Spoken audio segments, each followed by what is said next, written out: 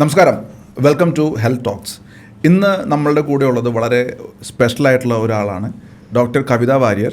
Doctor കവിത cupping തെറാപ്പിയിലും അതുപോലെ തന്നെ മർമ്മ തെറാപ്പിയിലും വളരെ സ്പെഷ്യലിസ്റ്റ് ആയിട്ടുള്ള ഒരു വ്യക്തിയാണ്.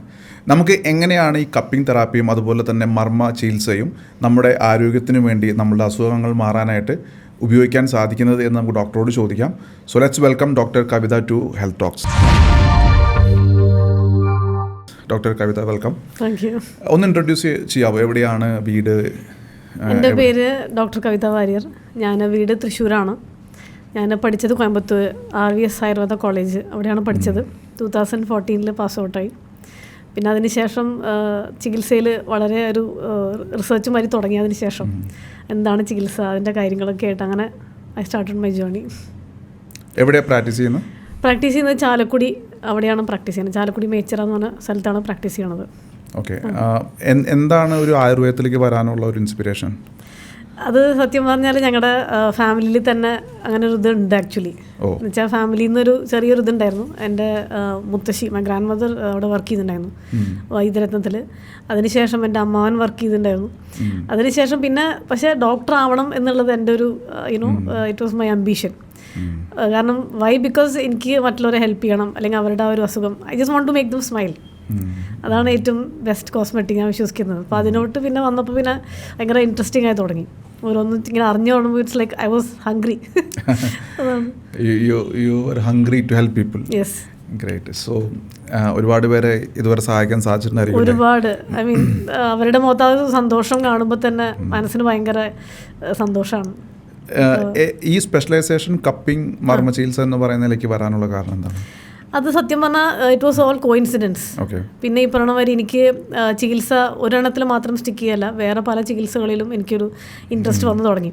അങ്ങനെയാണ് കപ്പിംഗ് ചികിത്സയിൽ വന്നു തുടങ്ങിയപ്പോൾ എനിക്കൊരു കുറച്ചും കൂടി എങ്ങനെയാണ് ചെയ്യേണ്ടത്, എങ്ങനെയാണ് അതിൻ്റെ കാര്യങ്ങളെന്ന് പറഞ്ഞപ്പോൾ തുടങ്ങിയപ്പോൾ ദെൻ നല്ല റിസൾട്ട് കിട്ടുന്ന ഒരു ഇതായതുകൊണ്ട് പിന്നെ ഞാൻ ഇതിലേക്ക് വന്നു. അതേമാതിരി തന്നെ മർമ്മ തെറാപ്പിയും ഒരുപാട് അസുഖങ്ങൾക്ക് ഇത് നല്ല ബെസ്റ്റ് റിസൾട്ടാണ്. അപ്പോൾ പിന്നെ ഞാൻ ഇതിലേക്ക് കൂടുതൽ റിസർച്ച് ചെയ്തുകൊണ്ടിരിക്കുന്നു. ഇതൊരു പ്രിവെൻറ്റീവ് മെഷറാണോ അതോ ഒരു ക്യൂറിങ് മെഷറാണോ? രണ്ടുമാണ് ആക്ച്വലി. രണ്ടും ചെയ്യുന്നുണ്ട്. പ്രിവെൻഷനും നല്ലതാണ്, അതേമാതിരി തന്നെ നല്ല ഒരുപാട് അസുഖങ്ങൾക്ക് ഇത് നല്ല റിസൾട്ടാണ്. സോ രണ്ടും നമുക്ക് നല്ലത് തന്നെയാണ്. ഇപ്പോൾ ഹെൽത്തി ആയിട്ടുള്ള ഒരു പേഴ്സണും ഇത് ചെയ്യാനായിട്ട് സാധിക്കും. കൂടുതൽ അസുഖങ്ങളുടെ സിവിയറിറ്റി കുറയ്ക്കാനായിട്ട് സാധിക്കും. ഇപ്പോൾ നമ്മൾ സാധാരണ കണ്ടുവരുന്ന life style diseases, luxury diseases, BP, sugar, അതുപോലെ ഫാറ്റി ലിവർ, ഡയബറ്റീസ്, ഇതെല്ലാം എന്താണ് ലൈക്ക് ഇതിനെല്ലാം നമുക്ക് ഈ പറയുന്ന ട്രീറ്റ്മെൻറ്റ് എത്രത്തോളം എഫക്റ്റീവാണ്? ഒരുപാട് എഫക്റ്റീവാണ്. പക്ഷേ ഇപ്പോൾ ഒരുപാട് ആൾക്കാർ എന്താ വെച്ചാൽ they are waiting for it to എന്താ പറയുക, അത് വെയിറ്റ് ചെയ്യാണ് അസുഖം വരാനായിട്ടും. അവരുടെ ജീവിതശൈലി തന്നെയാണ് ഇതിൻ്റെയൊക്കെ കാരണം. അപ്പോൾ അതിനുശേഷം ലൈക്ക് ഇതൊരു ടൈം കഴിഞ്ഞാൽ പിന്നെ അത് വേറൊരു സെക്കൻഡ് ലെവലിലും തേർഡ് ലെവലിലേക്കൊക്കെ പോകും. അപ്പോൾ അത് അറിയുന്നില്ല. അപ്പോൾ നമ്മൾ ഇതിൻ്റെ കൂടെ അവരോട് പറയും, നിങ്ങളുടെ ഒരു ഡെയിലി റൂട്ടീൻ എങ്ങനെ ആയിരിക്കണം എന്നൊക്കെ അവരോട് പറയും.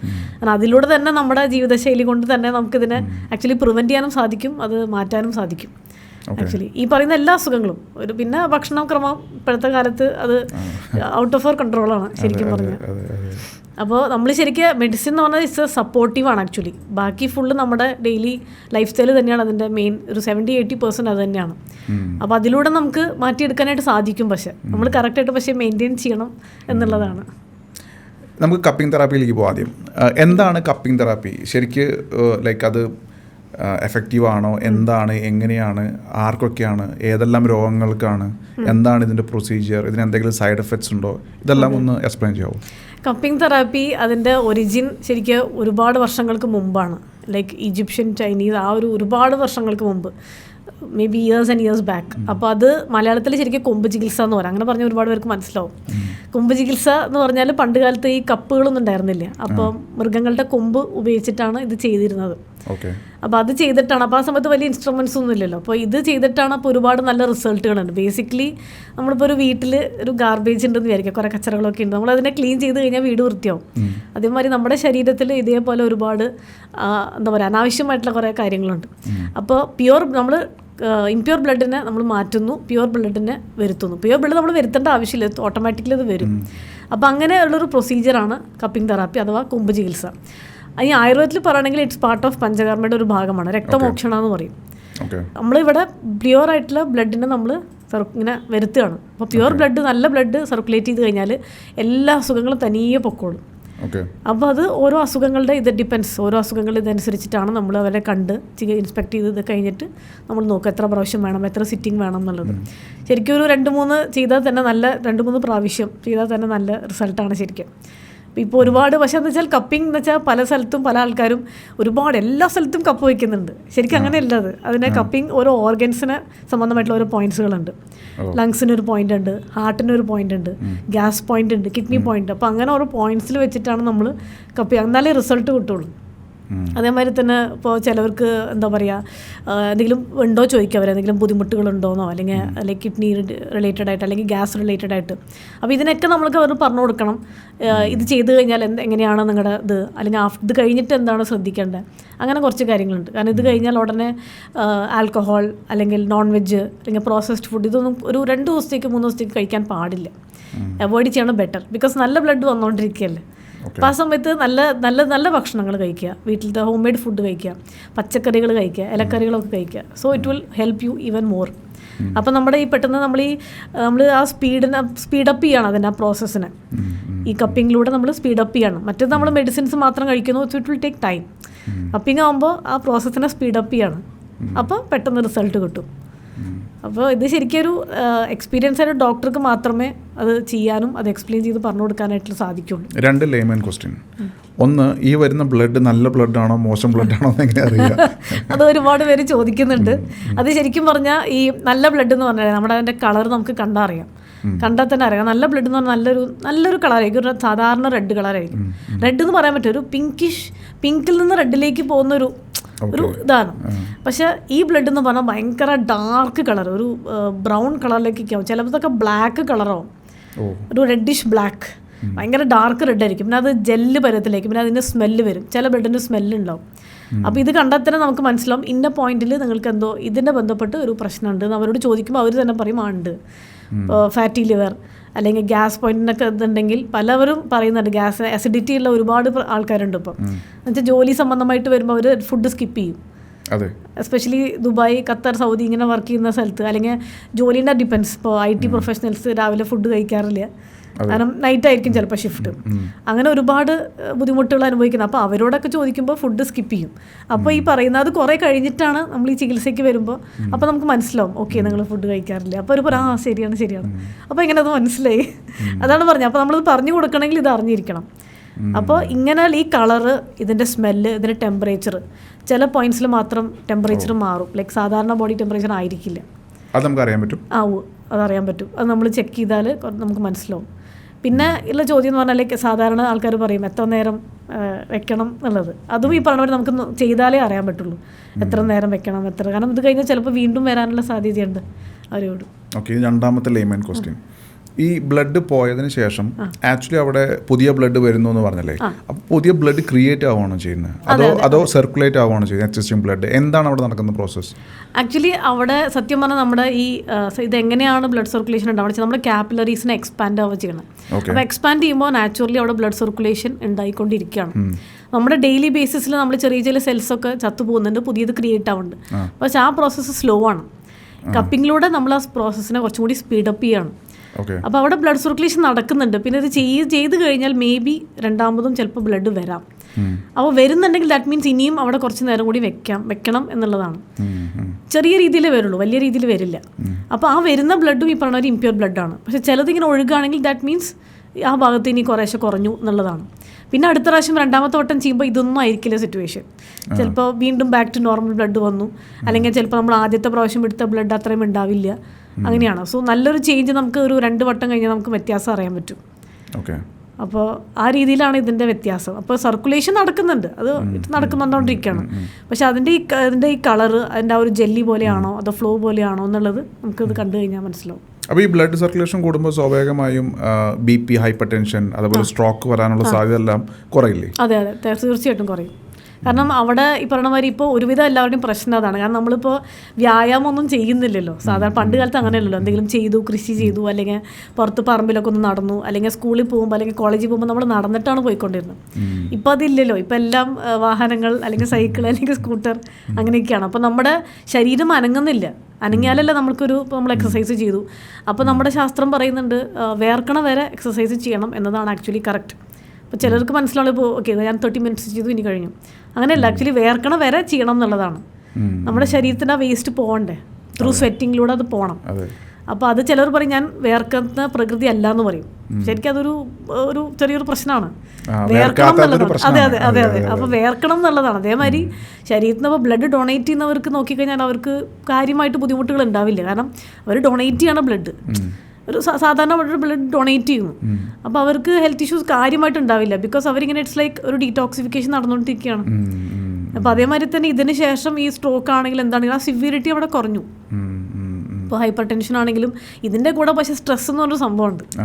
സ്ട്രെസ് വന്നാൽ എല്ലാം ഒരു പാക്കേജ് മാതിരിയാണ്, എല്ലാം ഒരുമിച്ച് വരും. കൊളസ്ട്രോള്, ഷുഗർ, അതേമാതിരി ഈ പ്രഷർ കൂടുതലായി, അല്ലെങ്കിൽ എന്തെങ്കിലും എന്താ പറയുക, എല്ലാം നമ്മളിങ്ങനെ ഇറ്റ്സ് ലൈക്ക് ജോലി സംബന്ധമായിട്ടുള്ള പ്രഷർ ഉണ്ടാവും. ഇങ്ങനെ കുറേ ഇഷ്യൂസ്. അപ്പം എല്ലാം കൂടി വരുമ്പോൾ നമ്മളൊരു ചെയ്ത് കഴിഞ്ഞാൽ അവർക്ക് തന്നെ എന്തൊക്കെയോ ഒരു റിലീഫ് തോന്നും.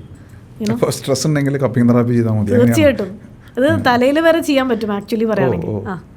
തലയിൽ എല്ലാ സ്ഥലത്തും ചെയ്യാൻ പറ്റും ആക്ച്വലി. പക്ഷേ സ്ട്രെസ് എല്ലാവർക്കും ഉള്ളൊരു കാര്യമല്ലേ? അതെ തീർച്ചയായിട്ടും അത് എല്ലാവർക്കും ഉണ്ട്. അതും നമ്മുടെ ജീവിതശൈലിയായിട്ട് ആക്ച്വലി അതും ഇതിൻ്റെ ഒരു ഭാഗമായിട്ട് മാറിയിരിക്കുകയാണ്. ബിക്കോസ് അത് എല്ലാത്തിനും ഇപ്പോൾ സ്ട്രെസ് ഉണ്ടല്ലോ. ഇപ്പോൾ ജോലിക്ക് പോകുന്നതിന് മുമ്പ് ഒരു സ്ട്രെസ് ഉണ്ടാവും, അതിനുശേഷം വീട്ടിൽ വന്നാൽ വീട്ടിലത്തെ കാര്യങ്ങൾ ആലോചിച്ച് സ്ട്രെസ് ഉണ്ടാവും. എന്തിന് നമ്മുടെ അസുഖം ഇപ്പോൾ നമ്മളൊരു ബ്ലഡ് ടെസ്റ്റ് എടുത്തു, അല്ലെങ്കിൽ നമ്മൾ എന്തെങ്കിലും എക്സ്റേ എടുത്തു, അത് എക്സ്റേ കയറിയിട്ട് മുമ്പ് തന്നെ തുടങ്ങി പ്രഷർ, അല്ലെങ്കിൽ ഹോസ്പിറ്റലിൽ കയറിയിട്ട് മുമ്പ് BP കൂടി. അപ്പോൾ ഞാൻ എപ്പോഴും പറയും നിങ്ങൾ ഹോസ്പിറ്റലിൽ പോയിട്ട് മുമ്പ് ചെന്ന ഉടനെ BP ചെക്ക് ചെയ്യരുത്. Just take your time, just relax. എന്നിട്ട് നമ്മൾ പതുക്കെ ചെക്ക് ചെയ്ത് കഴിഞ്ഞാൽ സാധാരണ പ്രഷറേ കാണുള്ളൂ. അത് ചെന്നുടനെ ചെക്ക് ചെയ്താൽ ചിലപ്പോൾ അവിടുത്തെ സ്മെല്ലും അവിടുത്തെ അറ്റ്മോസ്ഫിയർ എല്ലാം കാരണം നമ്മളത് കൂടുകയാണ്. നമ്മൾ ഡോക്ടറെ കാണുമ്പോൾ തന്നെ ആ സമയത്ത് ഹാർട്ട് ബീറ്റ് ഇങ്ങനെ കൂടിക്കൊണ്ടിരിക്കും, സ്ട്രെസ് കൂടിക്കൊണ്ടിരിക്കും. അപ്പോൾ ഇങ്ങനെയുള്ള കുറച്ച് കാര്യങ്ങൾ. അപ്പോൾ എല്ലാത്തിനും ഇപ്പോൾ സ്ട്രെസ് ഒരു കാരണമാണ് ശരിക്കും. അപ്പോൾ എല്ലാം ഒരു ചികിത്സ ശരിക്കും ആവശ്യമാണ്. ഈ കപ്പിംഗ് തെറാപ്പി ഏതൊക്കെ പ്രായം, അങ്ങനെ ഏതെങ്കിലും പ്രായത്തിന് ലിമിറ്റ് ഉണ്ടോ? ലൈക്ക് ഇല്ല, ശരിക്കും അങ്ങനെ ഒരു പ്രായപരിധി ഒന്നും ഇല്ല. ചെറിയ കുട്ടികൾക്ക് ലൈക്ക് ഒരു 8-9 വയസ്സിന് ശേഷം ചെയ്യണമെന്നാണ് നല്ലത്. അപ്പോൾ ഭയങ്കര പ്രായം ഇപ്പോൾ നമ്മൾ അവരുടെ അവസ്ഥ ചെക്ക് ചെയ്യും, അവരുടെ സിറ്റുവേഷൻ എങ്ങനെയാണ്. ഇപ്പോൾ ഭയങ്കര അനീമിക് കണ്ടീഷൻസിലൊക്കെ നമുക്ക് ചിലപ്പോൾ ചെയ്യാൻ പറ്റിയെന്ന് വരില്ല.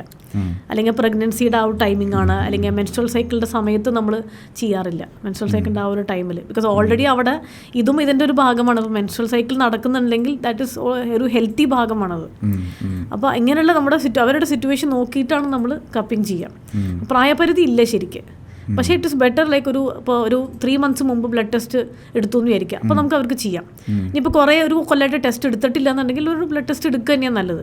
കൊല്ലത്തിൽ ഒരിക്കലെങ്കിലും ശരിക്കും ബ്ലഡ് ടെസ്റ്റ് ആവശ്യമാണ്. കംപ്ലീറ്റ് ബ്ലഡ് കൗണ്ട് നമ്മൾ എടുക്കുകയാണ് നല്ലത്.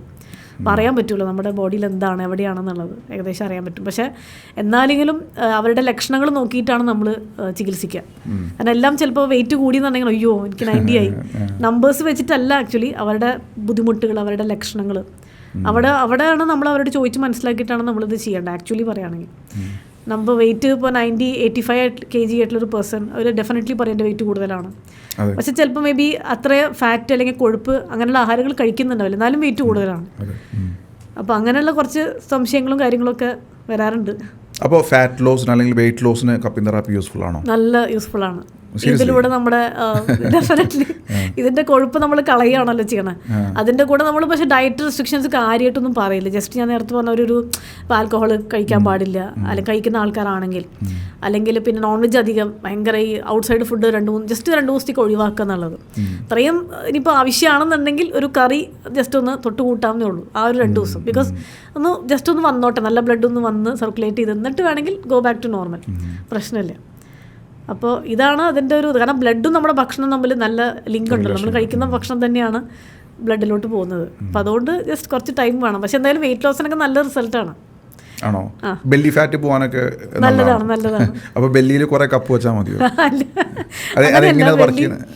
ബെല്ലിയിൽ മാത്രമല്ല നമ്മൾ അതിൻ്റെ ഞാൻ പറഞ്ഞല്ലോ നേരത്തെ നമ്മൾ ഫുൾ ബോഡിയിലാണ് സാധാരണ വെയിറ്റ് ലോസിനുള്ള മാത്രമാണെങ്കിൽ ഫുൾ ബോഡിയിൽ നമ്മൾ കപ്പ് വയ്ക്കും. കാരണം ഈ ഫാറ്റ് ഇപ്പോൾ വെയിറ്റ് ഉള്ള ആളാണെങ്കിൽ മിക്കവാറും അവർക്ക് ശരീരത്തിൽ പല സ്ഥലത്തും നീർക്കെട്ടുകളുണ്ടാവും. അപ്പോൾ അവിടെ നമ്മൾ ഈ ഫിസിക്കൽ ഇൻസ്പെക്ഷൻ ചെയ്യുമ്പോൾ അവർ പറയും എനിക്ക് അവിടെ വേദനിക്കുന്നുണ്ട്, എനിക്ക് ഇവിടെ വേദനിക്കും, ഡെഫിനറ്റ്ലി പറയും. ഒരുപാട് പേര് അറിയുന്നില്ല, അവർ വിചാരിക്കുന്നത് എൻ്റെ വെയിറ്റ് കൂടുതലാണ് എന്നാ വിചാരിക്കണം. പക്ഷെ അതല്ല, അവരുടെ കൊഴുപ്പ് കെട്ടി കിടക്കുന്നുണ്ട്.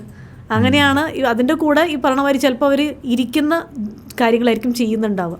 ഇപ്പോൾ ജോലി ആണെങ്കിലും ഇരിക്കുന്ന ജോലിയായിരിക്കും. അപ്പോൾ അവിടെ ബോഡി മൂവ്മെൻ്റ് ഇല്ല. അപ്പോൾ ഇരിക്കുന്ന സംഭവം ആകുമ്പോൾ അവിടെ ശരീരം അനങ്ങുന്നില്ലല്ലോ. അപ്പോൾ ഡെഫിനറ്റ്ലി ഈ പോണ ഫുഡുകളൊക്കെ അവിടെ കിടക്കണം. പിന്നെ ഇപ്പോഴത്തെ മെയിൻ കാര്യം എന്ന് പറഞ്ഞാൽ ഭക്ഷണം കഴിച്ച ഉടനെ ടയർഡായി ഉറങ്ങാൻ പോവാണ്. ആക്ച്വലി നമ്മുടെ ശാസ്ത്രത്തിൽ പറയുന്നുണ്ട് ഭക്ഷണം കഴിച്ച് 100 സ്റ്റെപ്പ് നടക്കണം എന്ന് പറയാം. അങ്ങനെ നമ്പറല്ല, പക്ഷെ കുറച്ച് നേരം ഒന്ന് നടക്കണമെന്ന്. അപ്പോൾ അങ്ങനെ ഒരു സംഭവമുണ്ട്. പക്ഷെ ഇപ്പോൾ ജോലി കഴിഞ്ഞ് വന്നു, ഭക്ഷണം കഴിച്ചു, കിടന്നു. അപ്പോൾ അവിടെ ആ ഫുഡിന് പോകാനുള്ള സ്ഥലമില്ല. അപ്പോൾ ഇതേമാതിരി പല പല സ്ഥലത്ത് പോയി കിടക്കും. പിന്നെ അസുഖം വരുമ്പോൾ പല പല ജോയിൻസിൽ പോയി കിടക്കും, ഷോൾഡറിൻ്റെ അവിടെ ഇവിടെ. അപ്പോഴാണ് ഈ നീർക്കെട്ട്. അപ്പോൾ അവർ വിചാരിക്കും എൻ്റെ വെയിറ്റ് കൂടി. അപ്പൊ ഇങ്ങനെ കുറച്ച് തെറ്റിദ്ധാരണകൾ ആൾക്കാരുടെ മനസ്സിലുണ്ട് ശരിക്കും പറഞ്ഞു കഴിഞ്ഞാൽ. അപ്പോൾ ശരിക്കും ബ്ലഡ് സർക്കുലേഷൻ കൂടി ഒരുപാട് പ്രശ്നങ്ങൾക്ക് മാറും. വെരിക്കോസ് വെയിൻ്റെ സിനാരിയോ എന്താണ്? വേരിക്കോസ് വെയിനും ഇത് വളരെ നല്ലതാണ്. പക്ഷേ എന്നാലും അവരുടെ ഇപ്പോൾ സിവിയറിറ്റി ഉണ്ട്. അതായത് വേരിക്കോസ് വെയിൻ അപ്പോൾ നമ്മൾ ഇൻസിഷൻ ഇവിടെ ചെയ്യണ സമയത്ത് ചില വേരിക്കോസ് ആ വെയിനൊക്കെ ഇങ്ങനെ പൊന്തി വരും, ചില ഭയങ്കര സിവിയർ സ്റ്റേജ് ആയിരിക്കും. അപ്പോൾ അവിടെ നമ്മൾ അവരുടെ ഒരു ഇത് നോക്കിയിട്ട് വേണം ചെയ്യാനായിട്ട്. ചിലപ്പോൾ അവിടെ നമുക്ക് എല്ലാ പോയിന്റിലും കപ്പ് വയ്ക്കാൻ പറ്റിയെന്ന് വരില്ല. അപ്പോൾ എന്തായാലും ഈ നെർവ്സും വെയിനുകളൊക്കെ എല്ലാ സ്ഥലത്തേക്കും പോവാണ്. അപ്പോൾ നമുക്ക് വേറെ സ്ഥലത്ത് വെച്ചാലും അവിടേക്കുള്ള സർക്കുലേഷൻ ഓക്കെ ആവും. പിന്നെ എന്ന് വെച്ചാൽ everybody is waiting for that period, ഇത് സിവിയർ ആവട്ടെ എന്നിട്ട് ഞാൻ പോകാമെന്നുള്ളൊരു ഇതിലേക്ക് വരികയാണ്. ശരിക്കും പറഞ്ഞാൽ ആദ്യമേ നമുക്ക് ഫീൽ ചെയ്യാൻ പറ്റും, കാരണം സർക്കുലേഷൻ ഉണ്ടാവില്ല. അല്ലെങ്കിൽ രാത്രി ഒരു 12 to 3 ഇടയിൽ ചിലപ്പോൾ ഒന്ന് കാലൊക്കെ ഒന്ന് സ്ട്രെച്ച് ചെയ്യണമെന്നൊരു ഫീലിംഗ് വരും. അപ്പം അതിനർത്ഥം അവിടെ സർക്കുലേഷൻ ഇല്ല എന്നുള്ളത് തന്നെയാണ്. ഇപ്പോൾ ചിലർ വീട്ടിൽ തന്നെ ചിലപ്പോൾ ടൈൽസ് ആയിരിക്കും, അപ്പോൾ മിക്ക ആൾക്കാരും ചെരുപ്പിടില്ല. പുറത്തേക്ക് പോകുമ്പോൾ മാത്രം നമ്മൾ വീട്ടിലും ഈ പറഞ്ഞ ചെരുപ്പിലും ഉണ്ട് പലതരത്തിലുള്ള ചെരുപ്പുകൾ. അതും നമ്മൾ അവരോട് പറയും ഇന്ന ചെരുപ്പിട്ട്. അപ്പോൾ രാത്രി ഇപ്പോൾ നമ്മൾ കുഞ്ഞു കുട്ടികൾ സാധാരണ പറയും സോക്സ് ഇടിച്ചാൽ മതി, അവർ സുഖമായിട്ട് ഉറങ്ങും. ശരിക്കും നമുക്കും സോക്സ് ഇട്ട് കഴിഞ്ഞാൽ നമ്മുടെ ഉറക്കം സുഖമായിട്ടുണ്ടാവും. അപ്പോൾ നമ്മുടെ കാലിൽ ഇറ്റ്സ് ലൈക്ക് നമ്മൾ ആ കാലിനെ പ്രൊട്ടക്റ്റ് ചെയ്യാണ്, തണുപ്പടിക്കാതിരിക്കാൻ. ഇപ്പോൾ ഒരു ഫാൻ പോരല്ലോ, 2 ഫാൻ, ഒരു AC ഇതൊക്കെ ഇട്ടിട്ടായിരിക്കും കിടക്കുക. അതേമാതിരി ഇപ്പോൾ ചില ജോലി വർക്ക് പ്ലേസിലും AC ഉണ്ടാവും. അപ്പോൾ അവിടെ കാലിനൊക്കെ തണുപ്പ് കയറി എല്ലാ ബോഡി ഫുള്ള് ഒരു ഐസും കട്ടയായിട്ട് മാറുകയാണ്. അപ്പോൾ അവിടെ ഈ പറഞ്ഞ ഒരു സർക്കുലേഷൻ ഇല്ല. അവിടേക്ക് നമ്മൾ ഈ ചികിത്സ ചെയ്യുന്ന സമയത്ത് അപ്പോൾ അത് കഴിഞ്ഞിട്ട് അവർ പറയും ഇപ്പോൾ ഒരു ആശ്വാസമുണ്ട്, ഇപ്പോൾ ഒരു എന്തൊക്കെയോ ഇങ്ങനെ സ്റ്റെപ്പ് കയറാൻ പറ്റുന്നുണ്ട് എന്നൊക്കെ പറയും. അപ്പോൾ അങ്ങനെ ഒരു സംഭവമുണ്ട്. അപ്പോൾ നമ്മൾ ഈ സിവിയറിറ്റി ആകുമ്പോഴേക്ക് നമ്മളൊന്ന് നോക്കണം. ചിലപ്പോൾ ആ പെർട്ടിക്കുലർ കാലുമ്പോൾ തന്നെയല്ല, ചിലപ്പോൾ നമ്മൾ വേറെ പ്ലേസിലും നമുക്ക് വെക്കേണ്ടി വരും. അപ്പോൾ ഇതിലേക്ക് നല്ലൊരു റിസൾട്ട് കിട്ടാൻ സാധ്യതയുണ്ട്. അത് ആഴം അനുസരിച്ച്, ഡെപ്ത് അനുസരിച്ചിട്ടാണ് ഓരോ അസുഖത്തിൻ്റെ. ചിലപ്പോൾ 3-4 പ്രാവശ്യം ചെയ്യേണ്ടി വരും. എന്നിട്ട് അവരോട് തന്നെ പറയും. ബട്ട് എവറി ഡേ അല്ല, ഡെയിലി ആയിട്ട് കപ്പിങ് ചെയ്യേണ്ട ആവശ്യമില്ല. ആഴ്ചയിൽ 1-2 പ്രാവശ്യം, ആഴ്ചയിൽ 1-2 പ്രാവശ്യം, അതെ അങ്ങനെ മതി. ഇപ്പോൾ ഓരോ അസുഖം അനുസരിച്ച് ചിലർക്ക് ഒരു സ്റ്റാർട്ടിങ് സ്റ്റേജ് ആണെങ്കിൽ അതെ മാറുന്നവരെ, അത് ആ ബ്ലഡിൻ്റെ മാറുന്നവരെ എന്ന് വെച്ചാൽ ആ ബ്ലഡിൻ്റെ കളർ നോർമൽ ആവുന്നതും വരെ അതാ ചെയ്യുന്ന ഡോക്ടർക്ക് അറിയുള്ളൂ എപ്പോഴാണ് നോർമൽ ആയത് എന്നുള്ളത്. ഇനിയിപ്പോൾ അതെല്ലാം ഒരു ഗ്യാപ്പ് വന്നു, ഇറ്റ്സ് ഓക്കെ, നോ പ്രോബ്ലം. ഒരു ഗ്യാപ്പ് വന്നു വരിക, അയ്യോ ഞാൻ അടുത്ത പ്രാവശ്യം അങ്ങനെ പേടി ഇതിൻ്റെ ആവശ്യമില്ല കപ്പിങ്ങിൽ. അയ്യോ ഞാൻ കഴിഞ്ഞ ആഴ്ച പോകാൻ മറന്നുപോയി, നോ പ്രോബ്ലം, അതിന് ശേഷമുള്ള ആഴ്ചകളും മതി. അപ്പം അങ്ങനെ ഒരുപാട് ബെനിഫിറ്റ്സ് ഉണ്ട്. അപ്പോൾ അതുകൊണ്ട് പല പല രാജ്യങ്ങളിലും ഇത് ഈ കപ്പിംഗ് തെറാപ്പി ചെയ്യുന്നുണ്ട്. ഈജിപ്ഷ്യൻ രാജ്യങ്ങളിൽ, ചൈനീസ്, ജാപ്പനീസ്, അല്ലെങ്കിൽ ഖത്തർ, സൗദി, ദുബായ്. കാരണം അവർക്ക് 7 ദിവസം അടുപ്പിച്ച് 20 ദിവസം അടുപ്പിച്ച് അങ്ങനെയൊന്നും ടൈം ഉണ്ടാവില്ല. ജോലിയും കുറച്ച് അങ്ങനെയാണല്ലോ, വർക്ക് പ്രഷർ ഉണ്ടാവും. അപ്പോൾ ഈ കപ്പിംഗ് തെറാപ്പി ഒരുപാട് യൂസ്ഫുൾ ആണ്.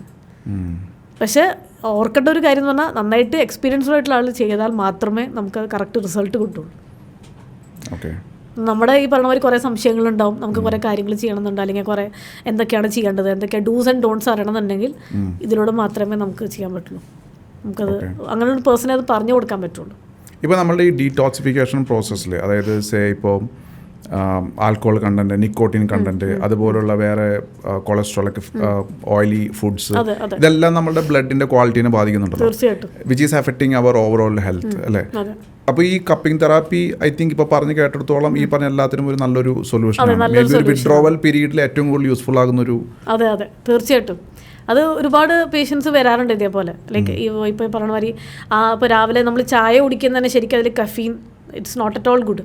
കാരണം അതൊരു അഡിക്ഷനായി മാറി. നമ്മുടെ ബോഡിക്ക് അതൊരു അഡിക്ഷനാണ്. നമുക്ക് ചിലപ്പോൾ ചായ മാത്രം കുടിക്കണമെന്നേ ഉണ്ടാവുള്ളൂ, പക്ഷേ നമ്മുടെ ബോഡിക്ക് ആ കഫീൻ എന്നുള്ളത് അത് വേണം, ഇനിയും വേണം, ഇനിയും വേണം. അപ്പോൾ നമ്മളിപ്പോൾ രാവിലെ എണീറ്റ് ചായ കുടിച്ചു, അതുകൊണ്ട് മാത്രമല്ല, അതിനുശേഷം ഒരു ചായ ആവാം, അല്ലെങ്കിൽ ഒരു 11 മണി ഒരു ചായ കൂടി ആവാല്ലേ എന്നൊരു ഇത്. അപ്പോൾ ബെറ്റർ ടു അവോയ്ഡ്. ചായ കുടിച്ചുകൊണ്ടല്ല കുഴപ്പം, പക്ഷേ don't make it a habit. ഹാബിറ്റായി മാറുമ്പോൾ അതൊരു ഇതായിട്ട് മാറും. അപ്പോൾ ഈ പറയുന്ന കഫീൻ ഇതിനൊക്കെ ഡീടോക്സിഫിക്കേഷൻ അവിടെ നടക്കും. ഈ കപ്പിങ് ചെയ്ത് കഴിഞ്ഞാൽ ഈ പറയുന്ന അത് ബ്ലഡിലൂടെ അത് പോയിക്കോളും തനിയെ. പിന്നെ നമുക്കത് നമ്മളിതായിട്ട് തന്നെ ഒന്ന് അവോയ്ഡ് ചെയ്യാം കുറേശ്ശെ. ഒരു ദിവസം കൊണ്ടല്ല, കാരണം നമ്മുടെ ബോഡിക്ക് എന്താണെങ്കിലും ഒരു കുഞ്ഞു കുട്ടിമാരിയാണ്. നമ്മുടെ ബോഡിക്ക് നമ്മൾ തന്നെ ഒന്ന് ഏകദേശം പറഞ്ഞ് നമ്മൾ കുറച്ച് പറ്റിക്കാന്ന് പറയില്ലേ, നമ്മുടെ ബോഡിയുടെ നമ്മളൊന്ന് പറ്റിക്കാം. നാളെ ആവാം, കുഴപ്പമില്ല, ഇന്ന് വേണ്ട, നാളെ ആവാം, അങ്ങനെ ഒരു ഇത്. അപ്പോൾ അങ്ങനെ വരുമ്പോൾ ഓട്ടോമാറ്റിക്കലി അഡിക്ഷൻ അത് കുറഞ്ഞ് കുഴപ്പമില്ല എന്നുള്ള രീതിയിലേക്ക് ആവും. പിന്നെ നമ്മളത് കുറേശ്ശെ ഇല്ലാണ്ടാക്കുക എന്നുള്ളതാണ്. ഓക്കെ, ഞാനൊരു ഒരു കുറച്ച് ഡിഫറെൻ്റ് ആയിട്ട് ക്വസ്റ്റ്യൻ ചോദിക്കാം. അതായത് ഈ അഡിക്ഷൻ എന്ന് പറയുന്നത് പലപ്പോഴും നമ്മൾ വിചാരിക്കുന്നത് മനസ്സിൻ്റെ അഡിക്ഷൻ ആണെന്നാണ് അല്ലേ? പക്ഷേ ശരിക്ക് ബോഡിയുടെ ക്രേവിങ്സ് ഉള്ളതുകൊണ്ടല്ലേ മനസ്സ് മാറുന്നത്? അതായത് body is asking for it and mind is giving us instructions to go and have that tea. അങ്ങനല്ലേ വർക്ക് ചെയ്യുന്നത് ശരിക്കും പലപ്പോഴും? ഇത് എന്താ പറയുക, രണ്ടും ശരിക്കും ചിലർ പറയും രണ്ടും ഒന്നാണ്, മനസ്സും ശരീരവും ഒന്നാണ്.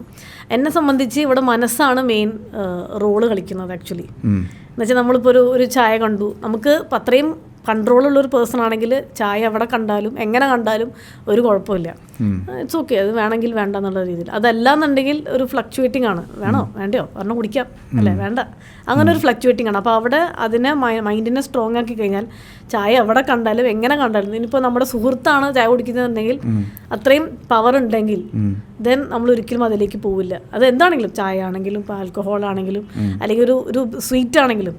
എല്ലാവർക്കും ഇപ്പോൾ ലഡ്ഡു, ജിലേബി ഇതൊക്കെ ഭയങ്കര, നമുക്കിപ്പോൾ എവിടെയെങ്കിലും പോയി അവിടുത്തെ വടാപ്പാവ് നല്ല സൂപ്പറാണ്, വേൽപ്പൂരി അടിപൊളിയാണ്, ഇങ്ങനെയൊക്കെ ഒരു ഇതുണ്ടാവും. അപ്പോൾ നാച്ചുറലി അങ്ങനെ ഒരു ഇത് വരുമ്പോൾ നമുക്ക് തോന്നും ആവാല ഇത്ര ദൂരം വന്നതല്ലേ. അപ്പോൾ അതെല്ലാം നമ്മുടെ മൈൻഡിൻ്റെ ഇതനുസരിച്ചിട്ടാണ്. സോ മൈൻഡിന് അത്രയും it's A powerful thing actually. അതിനെ കൺട്രോൾ ചെയ്യാന്ന് പറഞ്ഞാൽ തന്നെ നോട്ട് ഓൺലി ദിസ്, ഒരുപാട് കാര്യത്തിന് അത് എന്താ പറയുക, ശരിക്കും അത് എന്താ പറയുക, ഇറ്റ്സ് എഫക്റ്റീവ്. മനസ്സിനെ ഞാൻ ചോദിക്കാനുള്ള കോണ്ടെക്സ്റ്റ് കൂടെ ഞാൻ പറയാം. ഇപ്പോൾ ഞാൻ ചില ആൾക്കാരെ കണ്ടിട്ടുണ്ട്, അവർക്ക് ഇന്ന ടൈമിൽ ആൽക്കഹോൾ കഴിച്ചില്ലെങ്കിൽ കൈയും കാലും വിറയ്ക്കും. അതൊരു സിനാരിയോ. 2, ചില ആൾക്കാർ കൺസ്യൂമിങ് സ്റ്റാർട്ട് ചെയ്ത് കഴിഞ്ഞാൽ നിർത്താൻ പറ്റില്ല. പക്ഷെ നിർത്തി കഴിഞ്ഞാൽ പിന്നെ സ്റ്റാർട്ട് ചെയ്യണം നിർബന്ധമില്ല. അപ്പോൾ ബേസിക്കലി അതാ ബ്ലഡിൽ നിന്ന് വിഡ്രോ ആകുന്നത് വരെ ആ റിപ്പീറ്റഡ് ആ ഒരു ഇമ്പൾസീവായിട്ടുള്ള ഒരു ഇത് ക്രേവിങ് വരികയും ചെയ്യും. എന്നാൽ ഒരിക്കൽ ബ്ലഡ് ഒന്ന് ഡീടോക്സിഫൈ ആയി കഴിഞ്ഞാൽ പിന്നെ അവർക്ക് മെയിൻറ്റെയിൻ ചെയ്യാൻ പറ്റുന്നുണ്ട്. അപ്പോൾ അതുകൊണ്ടാണ് ഞാൻ ചോദിച്ചത്, ഈ ബോഡിയും ബ്ലഡും മൈൻഡും തമ്മിൽ ഈ ക്രേവിങ്സും അഡിക്ഷനുമായിട്ട് ബന്ധമുണ്ടോ എന്ന് ചോദിച്ചത്. അങ്ങനെയാണെങ്കിൽ ഇപ്പോൾ നമ്മൾ ഉദ്ദേശിക്കുന്ന കപ്പിംഗ് തെറാപ്പിയിലൂടെ ബ്ലഡ് ക്ലെൻസ് ചെയ്ത് കഴിഞ്ഞാൽ നമുക്ക് ബോഡീനെയും തിരിച്ച് മൈൻഡിനെയും കൺട്രോൾ ചെയ്യാൻ പറ്റുമോ? തീർച്ചയായിട്ടും ചെയ്യാൻ പറ്റും. പക്ഷേ ഇതിൽ വേറൊരു കാര്യം എന്താ വെച്ചാൽ, ഇപ്പോൾ ഈ പറഞ്ഞ മാതിരി ഇപ്പോൾ നമ്മളിപ്പോൾ ഒരു ചായ കണ്ടു അല്ലെങ്കിൽ ഒരു ക്യാപ്പച്ചീനോ കണ്ടു, ആദ്യത്തെ സ്റ്റേജിൽ കുഴപ്പമില്ല. ആദ്യത്തെ സ്റ്റേജ് എന്ന് പറഞ്ഞാൽ ആദ്യത്തെ സ്റ്റേജിൽ ഇപ്പോൾ നമ്മൾ എന്തെങ്കിലും ഇടയ്ക്കൊന്ന് കഴിച്ചു, അത് പ്രശ്നമില്ല. പക്ഷെ കുറച്ച് കഴിഞ്ഞാൽ ഒരു സെക്കൻഡ് അല്ലെങ്കിൽ തേർഡ് ലെവലാവുമ്പോൾ ആ പെർട്ടിക്കുലർ ചായ അല്ലെങ്കിൽ വോട്ട് എവർ ഇറ്റ് ഇസ് അത് നമ്മളെ കൺട്രോൾ ചെയ്യാൻ തുടങ്ങും. അപ്പോഴാണ് ഇത് വരുന്നത്, ലൈക്ക് ഓക്കെ ഇനി ഇതാണ് എനിക്ക് പറ്റില്ല എന്നുള്ളത്. ആ പെർട്ടിക്കുലർ ആൽക്കഹോൾ ആണെങ്കിൽ ആൽക്കഹോൾ വിൽ കൺട്രോൾ മീ എന്നുള്ളൊരു ചിന്ത ബോഡി അക്സെപ്റ്റ് ചെയ്ത് കഴിഞ്ഞു. അപ്പോൾ ഞാൻ ഒരു സിനാരിയോ ഇവിടെ ഫോം ചെയ്യാണ്. അപ്പോൾ ചായ നമ്മുടെ മുമ്പിലിരിക്കുന്നു, മൈൻഡ് കൊണ്ട് ഞാൻ പറയുകയാണ്, എൻ്റെ അടുത്ത് ഡോക്ടർ പറഞ്ഞിട്ടുണ്ട് ചായ കുടിക്കരുത്, യു ക്യാൻ കൺട്രോൾ. അപ്പോൾ ഞാൻ മനസ്സുകൊണ്ട് പറഞ്ഞു ഈ ചായ ഞാൻ കുടിക്കുന്നില്ല. പക്ഷെ അപ്പോഴും ഉള്ളിൽ നിന്ന് ആരോ പറയുന്നു എടുക്ക് കുടിക്ക് എന്നിങ്ങനെ പറയുന്നു. അത് ആരാണ്? അത് ബോഡിയാണോ മൈൻഡാണോ? അത് നമ്മുടെ ബോഡിയാണ്, മൈൻഡ് അല്ല. അപ്പോൾ ആ ബോഡീനല്ലേ നമ്മൾ തിളക്കേണ്ടത് ഫസ്റ്റ്? അല്ല എന്താ പറയുക, ഇതിപ്പോൾ നമ്മളിപ്പോൾ ഒരു ആൾ മുമ്പിൽ വന്നു, അവൾ ആൽക്കഹോൾ കുടിക്കുന്ന ഒരു പേഴ്സൺ ആണെങ്കിൽ ഞാനിപ്പോൾ അവരോട് പറയുകയാണ് ഇങ്ങനെ ചെയ്യണം, അവർ ഓട്ടോമാറ്റിക്കലി ഒരു സാധാരണ പേഴ്സൺ ചിന്തിക്കുക ഡോക്ടർ പറഞ്ഞു എൻ്റെ അടുത്ത് ചെയ്യാൻ പാടില്ല അല്ലെങ്കിൽ കുടിക്കാൻ പാടില്ല എന്ന് പറഞ്ഞു. അങ്ങനെയല്ല ശരിക്കും, ആ പേഴ്സണ് തനിയെ തോന്നണം. അതൊന്നും നടക്കില്ല. അതാണ് പറഞ്ഞത്. അപ്പോൾ നമുക്ക് തനിയെ തോന്നണം. ഓക്കെ, അക്സെപ്റ്റൻസ് ആണ് മെയിൻ. അപ്പം എന്ത് കാര്യമാണെങ്കിലും അക്സെപ്റ്റൻസ് ഉണ്ടെങ്കിൽ ദെൻ നോ പ്രോബ്ലം. അത് സത്യം പറഞ്ഞാൽ ഒരു ദിവസം കൊണ്ട് നടക്കില്ല. അത് സ്റ്റെപ്പ് ബൈ സ്റ്റെപ്പായിട്ട്. സാധാരണ ഇപ്പോൾ ഡോക്ടറെ കണ്ടു അല്ലെങ്കിൽ ഒരു ആയുർവേദ മരുന്ന് തന്നു അല്ലെങ്കിൽ എന്ത് മരുന്നത് കൊടുത്തു, അപ്പോൾ എനിക്കൊരു അസുഖമുണ്ട് അത് മാറ്റണം, ആ ഒരു ചിന്ത തനിയെ വരണം. ഒരാൾ പറഞ്ഞുകൊണ്ട് മാത്രമല്ല, തനിയെ വന്നാൽ കുഴപ്പമില്ല. ഓട്ടോമാറ്റിക്കലി അവർ ഡോക്ടറെ അടുത്ത് പോയി വീണ്ടും ചോദിക്കും, വീണ്ടും മരുന്നുകൾ കഴിക്കും, അങ്ങനെയൊക്കെ. അപ്പോൾ അത് തനിയെ വരേണ്ടതാണ്. ശരിക്കും ഈ പറഞ്ഞ ബോഡിയും മൈൻഡും ഒന്നാണെന്ന് എനിക്ക് തോന്നുന്നില്ല, രണ്ടും സെപ്പറേറ്റ് ആണ് ശരിക്കും, പക്ഷേ കണക്റ്റഡ് ആണ്. അതെ അതെ അതെ. പലപ്പോഴും ഒബ്സർവ് ചെയ്യുമ്പോൾ മനസ്സിലായ കാര്യം എന്താ വെച്ചാൽ ഫോർഗീവ് ചെയ്യാൻ ആൾക്കാർക്ക് ഭയങ്കര ബുദ്ധിമുട്ടാണ്. അതേപോലെ ആക്സെപ്റ്റ് ചെയ്യാനും that I am addicted to something, അത് ഭയങ്കര ബുദ്ധിമുട്ടുള്ളൊരു റിയാലിറ്റിയാണ്. പക്ഷേ ആൾക്കാർക്ക് ഫൈറ്റ് ചെയ്യാൻ ഭയങ്കര ഇഷ്ടമാണ്. അപ്പോൾ നമ്മൾ അവരോട് പറയുന്നത് നീ ആക്സെപ്റ്റ് ചെയ്യണ്ട, understand that your body is asking for it, it's not you. നിന്റെ മൈൻഡിൽ നിനക്ക് ആൽക്കഹോളിനോട് താല്പര്യമില്ല, പക്ഷെ ബോഡിയാണ് ക്രേവിങ് കൊണ്ടുവരുന്നത്. You fight against your body. അപ്പോൾ ബോഡി ചോദിക്കുന്നു, നീ കൊടുക്കില്ല എന്ന് നീ അവനോട് പറയും, ഞാൻ തരില്ല, നീ എത്ര വേണമെങ്കിലും ചോദിച്ചോ ഞാൻ തരില്ല എന്ന് പറയുന്ന ആംഗിളിൽ വരുമ്പോൾ his mind is taking control over the cravings, what ever body is inducing. അപ്പോൾ ആ ഒരു സിനാരിയോ ടോട്ടലി, കാരണം ഇന്നത്തെ ആൾക്കാർക്ക് നീ ഒന്ന് മെഡിറ്റേറ്റ് ചെയ്യ്, ബ്രീത്ത് ചെയ്യ്, റിലാക്സ് ചെയ്യുമെന്ന് പറയുമ്പോൾ അവൻ്റെ ആ റെസ്റ്റ്ലെസ്നെസ് അങ്ങനെ വരും, ADHD ആക്ടിവേറ്റ് ആവും. അപ്പോൾ ഞാൻ ചോദിച്ചതെന്ന് വെച്ചാൽ അങ്ങനെയാണെങ്കിൽ നമ്മൾ ബോഡീനെ ഈ കപ്പിംഗ് തെറാപ്പിയുടെ എഫക്റ്റ് ഡീടോക്സിഫിക്കേഷനിൽ പോകുമ്പോൾ കുറേയൊക്കെ നമ്മുടെ ബോഡി റിലാക്സ് ആവും, ആ ക്രേവിങ് പോവും. അപ്പോൾ അത് മൈൻഡിന് കുറേ കൂടെ സ്റ്റെബിലൈസ് ചെയ്ത് പീസ്ഫുള്ളായിട്ട് ഇരിക്കാൻ പറ്റും. Then he can sleep properly. Otherwise he need some substance അല്ലേ, അതല്ല എൻ്റെ സിനാരിയോ. ഓക്കെ, അപ്പോൾ എനിക്ക് മനസ്സിലായത് അങ്ങനെയാണെങ്കിൽ കപ്പിംഗ് തെറാപ്പിയോട് വളരെ യൂസ്ഫുൾ ആണ്. തീർച്ചയായിട്ടും. ഓക്കെ, ഇനി നമുക്ക് ഒരു കാര്യം കൂടെ ചോദിക്കട്ടെ. ഇപ്പോൾ there are some cases like to internal, like ഇപ്പോൾ പൈൽസ്. ഓക്കെ, അങ്ങനെയുള്ള സിനാരിയോയിൽ കപ്പിംഗ് തെറാപ്പിയുടെ എഫക്റ്റ് ഉണ്ടോ? തീർച്ചയായിട്ടും ഉണ്ട്. കാരണം പൈൽസിന് നമുക്ക് നല്ല മെഡിസിൻസ് ഉണ്ട്, അതിൻ്റെ കൂടെ ഈ പറഞ്ഞ കപ്പിംഗ് തെറാപ്പി ഒരുപാട് യൂസ്ഫുൾ ആകും. പക്ഷേ പൈൽസിൻ്റെ ഒറിജിൻ അതിനുണ്ടാവാനുള്ള കാരണം എന്ന് പറഞ്ഞാൽ ഡൈജഷനാണ് അവിടെ മെയിൻ റോള്. അവിടെ ഡൈജഷൻ ശരിയല്ലെന്നുണ്ടെങ്കിൽ കോൺസ്റ്റിപ്പേഷൻ ഉണ്ടാവും കുറേ കഴിഞ്ഞാൽ. കാരണം ഇപ്പോൾ രാവിലെ ഫുഡ് കഴിച്ചില്ല, അല്ലെങ്കിൽ ഒരു നേരം കഴിച്ചില്ല, കുറേ കഴിയുമ്പോൾ 2 നേരം കഴിക്കണമെന്ന് നിർബന്ധമില്ല. പിന്നെ അതേമാതിരി കഴിക്കുന്ന ഭക്ഷണം ഇപ്പോൾ ഒരുപാട് സ്പൈസി ഫുഡുകളാണ്, അല്ലെങ്കിൽ അതിൻ്റെ കളർ ചേർത്തു, ഇതൊക്കെ നമ്മുടെ ഡൈജഷൻ ഒരുപാട് ബാധിക്കും. അപ്പോൾ അങ്ങനെ ബാധിച്ചു കഴിഞ്ഞാൽ കോൺസ്റ്റിപ്പേഷൻ വരും. ആദ്യത്തെ സ്റ്റേജിൽ കുഴപ്പമില്ല, നമുക്ക് മെഡിസിൻ കഴിച്ചാൽ മാറും. കുറച്ച് കഴിഞ്ഞാൽ ഇത് മാറി അവസാനം അത് പൈൽസായി മാറും. പക്ഷെ അത് ഒരു ചോദ്യം ചോദിക്കട്ടെ, ഈ കോൺസ്റ്റിപ്പേഷൻ്റെ സിനാരിയോ വരുന്ന സമയത്ത് പല ആൾക്കാരും ത്രിഫല പോലുള്ള അത് ഡെയിലി കൺസ്യൂം ചെയ്യുമ്പോൾ പിന്നെ ബോഡി അതിനോട് അഡിക്റ്റ് ആവില്ലേ? തീർച്ചയായിട്ടും. അപ്പോൾ അതെന്താണ് അതിൻ്റെ റൈറ്റ് പ്രൊസീജിയർ? നമ്മൾ കണ്ടിന്യൂസ് അതുപോലുള്ള ഇത് കഴിക്കണോ അല്ലെങ്കിൽ അത് കഴിക്കാൻ പാടില്ലേ? എന്താണ്? ഫോർ എക്സാമ്പിൾ ഞാനത് ചോദിക്കുന്നതിൻ്റെ ഒരു റീസണും കൂടെ പറയാം. Like that is A biological process. അത് മനുഷ്യൻ്റെ ആരോഗ്യത്തിൻ്റെ ഏറ്റവും പ്രധാനപ്പെട്ട ഒരു കാര്യമാണ് സെക്രീഷൻ അല്ലേ? അപ്പോൾ അത് എത്രത്തോളം നന്നായിട്ട് നടക്കുന്നു അത്രയും ബോഡി ക്ലീൻ ആണ്, that person is healthy. But sometimes people need some substance, again ചായ, കോഫി അല്ലേ, ചിലർക്ക് ടൊബാക്കോ, ഇത് ഭയങ്കര നീഡാണ്. അതിൻ്റെ ഒരു ഓൾട്ടർനേറ്റീവ് സൊല്യൂഷൻ പോലെയാണ് ത്രിഫല പോലുള്ള മെഡിസിനൽ ആയിട്ടുള്ള ഒരു സബ്സ്റ്റൻസ് നമ്മൾ കൊടുക്കുന്നത്. Now body is getting addicted to that. അപ്പോൾ ഇറ്റ്സ് അഗെയിൻ എ പ്രോബ്ലം അല്ലേ? അപ്പോൾ എങ്ങനെ നമുക്ക് ആ ഒരു ഡിപ്പെൻഡൻസി റിലീവ് ചെയ്ത് ആ പ്രോസസ്സിനെ സ്മൂത്തായിട്ട് ആക്ടിവേറ്റ് ചെയ്തെടുക്കാൻ പറ്റും? അതും കപ്പിങ്ങും തമ്മിൽ ബന്ധമുണ്ടോ? ഈ 2 കാര്യങ്ങളാണ് ചോദിക്കുന്നത്. ഓക്കെ, ഫസ്റ്റത്തെ കാര്യം എന്ന് പറഞ്ഞാൽ ഇപ്പോൾ ഒരുപാട് പേര് മെഡിസിനെ ഡിപ്പെൻഡ് ചെയ്യാണ്. ത്രിഫല കഴിച്ചാലേ മാറുള്ളൂ എന്നൊരു തോന്നൽ. ഒരു ത്രിഫല മാത്രമല്ല, ഒരുപാട് മെഡിസിൻസ് അങ്ങനെ ഉണ്ട്. ഇപ്പോൾ ഗന്ധർവ്വസ്തേരേണ്ട തൈലുണ്ട്, അത് കഴിച്ച് അപ്പോൾ എന്ന് വെച്ചാൽ നേരെ ഫാർമസി പോകണം, മേടിക്കുന്നു, കഴിക്കുന്നു. ഒന്നാമത് അത് തെറ്റാണ്. നമ്മൾ ഡോക്ടറിൻ്റെ കൺസൾട്ടേഷന് മാത്രം, അതിന് ശേഷം മാത്രമേ നമ്മൾ ചെയ്യാൻ പാടുള്ളൂ. അതൊന്ന്. രണ്ടാമത്തെ കാര്യം, കാരണം ചില മെഡിസിൻസ് 10-13 പ്രാവശ്യം പോകും. സോ അവരുടെ പ്രായം അതൊക്കെ നോക്കിയിട്ട് വേണം. കാരണം പെട്ടെന്ന് പോയി കഴിഞ്ഞാൽ അത് നിർത്തണമെങ്കിൽ വീണ്ടും നമ്മൾ അപ്പോഴാണ് നമ്മൾ ഡോക്ടറെ അടുത്ത് പോവുക. അങ്ങനെയല്ല ആക്ച്വലി. അത് ഫസ്റ്റ് തിങ്. സെക്കൻഡ് തിങ് എന്ന് പറഞ്ഞാൽ ഈ ഡെഫിനറ്റ്ലി ത്രിഫല നല്ലത് തന്നെയാണ്, ഇല്ലയെന്ന് പറയണില്ല. ബട്ട് അതിൻ്റെ ഡോസ്, അത് എത്ര കഴിക്കണം, അതിന് ശേഷം എന്ത് ചെയ്യണം, ഇനിയിപ്പോൾ നിന്നില്ലെങ്കിൽ എന്തെങ്കിലും മെഡിസിൻ വേണോ, ഇങ്ങനെയുള്ള കാര്യങ്ങൾ അറിയില്ല പലർക്കും. പിന്നെ ത്രിഫല കഴിച്ചാൽ കുറേ കഴിഞ്ഞ് ഈ പറഞ്ഞ മാതിരി അത് ഇതായിട്ട് മാറും, ബോഡിക്ക് അത് വേണം എന്നുള്ള തോന്നലായിട്ട് മാറും. അങ്ങനെ ആകുമ്പോൾ എന്താ വെച്ചാൽ അത് ഈ പറഞ്ഞ മാതിരി കുറേ നമ്മൾ പെട്ടെന്ന് സ്റ്റോപ്പ് ചെയ്യരുത്. പെട്ടെന്ന് സ്റ്റോപ്പ് ചെയ്താൽ ചിലപ്പോൾ അന്നത്തെ ദിവസം പോവില്ല, ഇത് കഴിച്ചാലേ പോവുള്ളൂ എന്നൊരു വരും. ഓക്കെ, പിന്നെ ചിലർക്കെന്ന് വെച്ചാൽ 1 ടീസ്പൂൺ പോരാ, 2 ടീസ്പൂൺ വേണം. ഇപ്പോൾ പൊടിയാണെങ്കിൽ അതെ ഡോസ് കൂടേണ്ടി വരും. അപ്പോൾ അങ്ങനെ എന്ന് വെച്ചാൽ ഒന്നാമത് നമ്മുടെ റൂട്ടീൻ തന്നെ നമ്മളൊന്ന് ശരിയാക്കേണ്ടതാണ്. കാരണം രാവിലെ ബിറ്റ്വീൻ 6 to 8 അതാണ് പോകേണ്ട നല്ലൊരു ടൈം. രാവിലെ ഇന്നിപ്പോൾ പോകണ്ടെന്നല്ല, വൈകുന്നേരം പോവാം, പക്ഷെ രാവിലെ പോകുമ്പോഴാണ് അതിൻ്റെ അതാണ് കറക്റ്റ്. എല്ലാത്തിനും ഒരു സമയമുണ്ടെന്ന് പറയില്ല. ഇപ്പോൾ ബ്രേക്ക്ഫാസ്റ്റ് കഴിക്കാനൊരു സമയമുണ്ട്. അപ്പോൾ രാവിലെ 6 to 8 ആണ് അത് പോകേണ്ട കറക്റ്റ് സമയം. പിന്നെ എന്താ വെച്ചാൽ ഇത് ഇനിയിപ്പോൾ ഇത് മാറണം, എനിക്കിത് ഇത് ഇല്ലാണ്ടേയും എനിക്ക് I have to go to the വന്നിട്ടുണ്ടെങ്കിൽ ശരിക്കും മെഡിസിൻ കുറേശ്ശെ ഡോസ് കുറച്ച് കൊണ്ടുവരിക. ഇനിയിപ്പോൾ 1 ടീസ്പൂണാണ് കഴിക്കണമെന്ന് വെച്ചാൽ അത് അരയാക്കി മാറ്റുക, കുറേശ്ശെ. ഇനിയിപ്പോൾ 2 ആണെങ്കിൽ അത് 1 ടീസ്പൂൺ ആക്കി മാറ്റുക, കുറേശ്ശെ. ഡോസ് കുറച്ച് കൊണ്ടുവരിക. എന്നുവെച്ചാൽ നമ്മളിപ്പോൾ ഒരാളോട് പറയണേ ചിക്കൻ കഴിക്കരുതെന്ന് പറഞ്ഞാൽ ബുദ്ധിമുട്ടായി, പക്ഷെ അത് കുറേശ്ശെ കൊണ്ടുവന്ന് കഴിഞ്ഞാൽ ആ പേഴ്സണ് പ്രശ്നമില്ല. അപ്പോൾ അങ്ങനെ കൊണ്ടുവന്ന് പിന്നെ നമ്മുടെ ഭക്ഷണ രീതികളൊക്കെ ഒന്ന് മാറ്റുക. ഈ കുറേശ്ശെ ആക്കാനും പറയുന്ന കുറേശ്ശെ ആക്കിയിട്ട് അത് ഹാബിറ്റായിട്ട് പിന്നെ അത് ഫുൾ ടൈം അത് തന്നെ ആയ ആൾക്കാരെ അതല്ല കുറേശ്ശെ ഐ തിങ്ക് ഒരു ഡോക്ടർ കുറേശ്ശെ ആക്കാൻ പറഞ്ഞിട്ടുണ്ട്. അപ്പോൾ അതുകൊണ്ട് നിർത്തുന്നില്ല, ഞാൻ എന്നും കുറേശ്ശെ പിന്നെ അത് ഹാബിറ്റായി മാറിയ ആൾക്കാരുണ്ട്. ഇല്ല, അതെന്താ വെച്ചാൽ ഒരു ഡോക്ടറെ നമ്മൾ പോവുക തന്നെ വേണം. കാരണം ഇപ്പോൾ ഒരുപാട് പേര് ഇത് സംഭവിക്കുന്നുണ്ട്. ത്രിഫല പൊടി ഒരുപാട് പേര് കഴിക്കുന്നുണ്ട് ഇതില്ലാതെ, ഡോക്ടറിൻ്റെ കൺസൾട്ടേഷൻ ഇല്ലാതെ.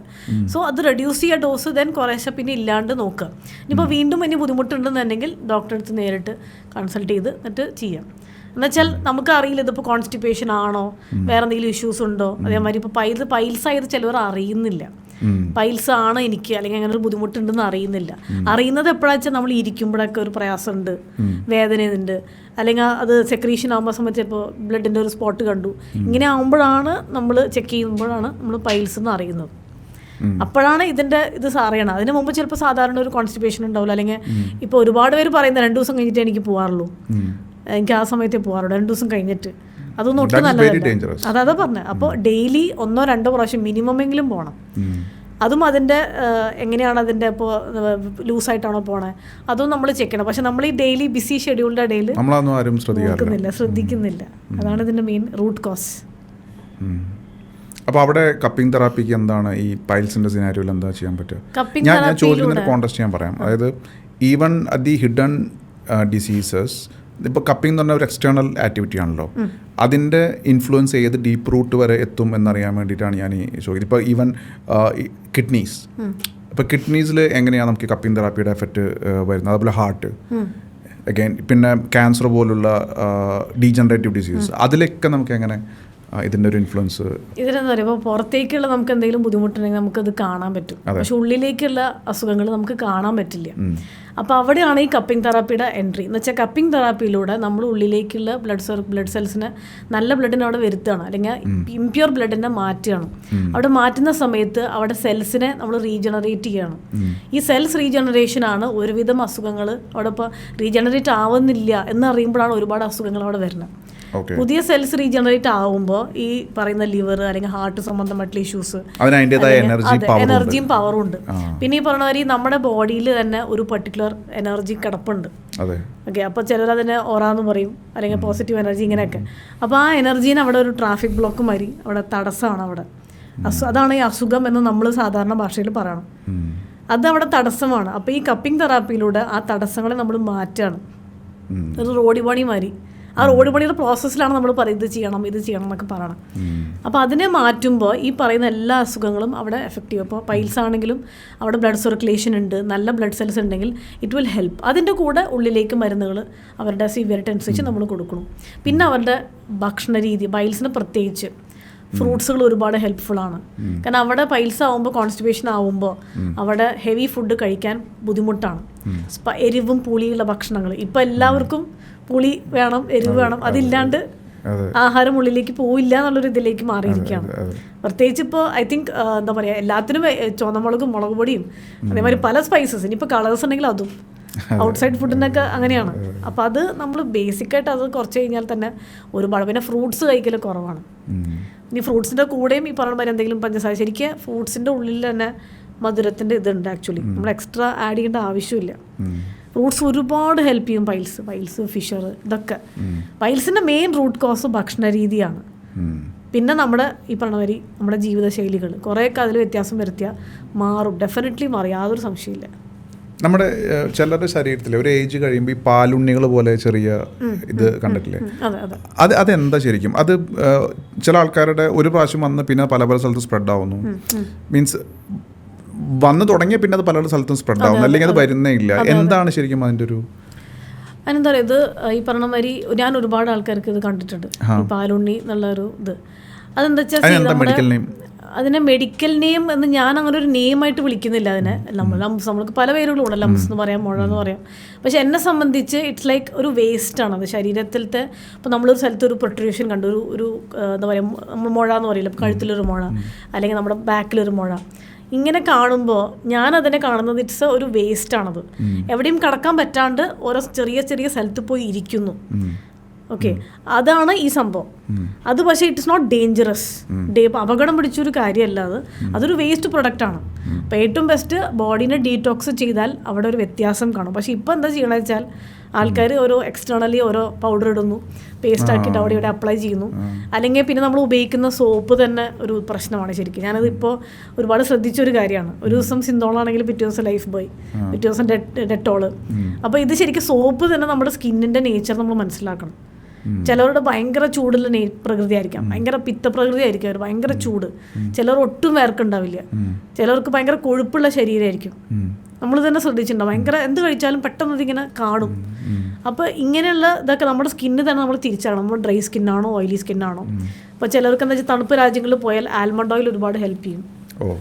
ചിലർക്ക് എന്താ വെച്ചാൽ കടുകെണ്ണ തേച്ചാലും മതി, ചിലർക്ക് ഒലിവ് ഓയിൽ തേച്ചാൽ മതി. ഇപ്പോൾ വിദേശ രാജ്യങ്ങളിൽ ഐ തിങ്ക് എൻ്റെ റിസർച്ച് പ്രകാരം ഒലിവ് ഓയിൽ അവർ തേക്കാറുണ്ട് അവരുടെ ബോഡിയിൽ. അതേമാതിരി വാദസംബന്ധമായിട്ടുള്ള പ്രശ്നങ്ങൾക്ക് കടുകെണ്ണ ബെസ്റ്റ്, നല്ലൊരു ഇത് തന്നെയാണ്. പക്ഷേ കടുകെണ്ണ എന്ന് പറയുമ്പോൾ അതിൽ കടുക് ശുദ്ധമായിരിക്കണം, വെളിച്ചെണ്ണ ശുദ്ധമായിരിക്കും, എന്നാലേ അതിനൊരു നമുക്ക്. അല്ലെങ്കിൽ പിന്നെ ഇതിപ്പോൾ എല്ലാം ഇപ്പോൾ പാക്ക്ഡാണ്, പാക്കേജിലാണ്. അതാ, അപ്പോൾ കുറച്ചൊക്കെ നമ്മുടെ കയ്യിൽ നമുക്ക് കൺട്രോൾ. അപ്പോൾ ഇതിൽ വേസ്റ്റാണ് അവിടെ കിടക്കുന്നത് ചെറിയ രീതിയിൽ. But it's not dangerous.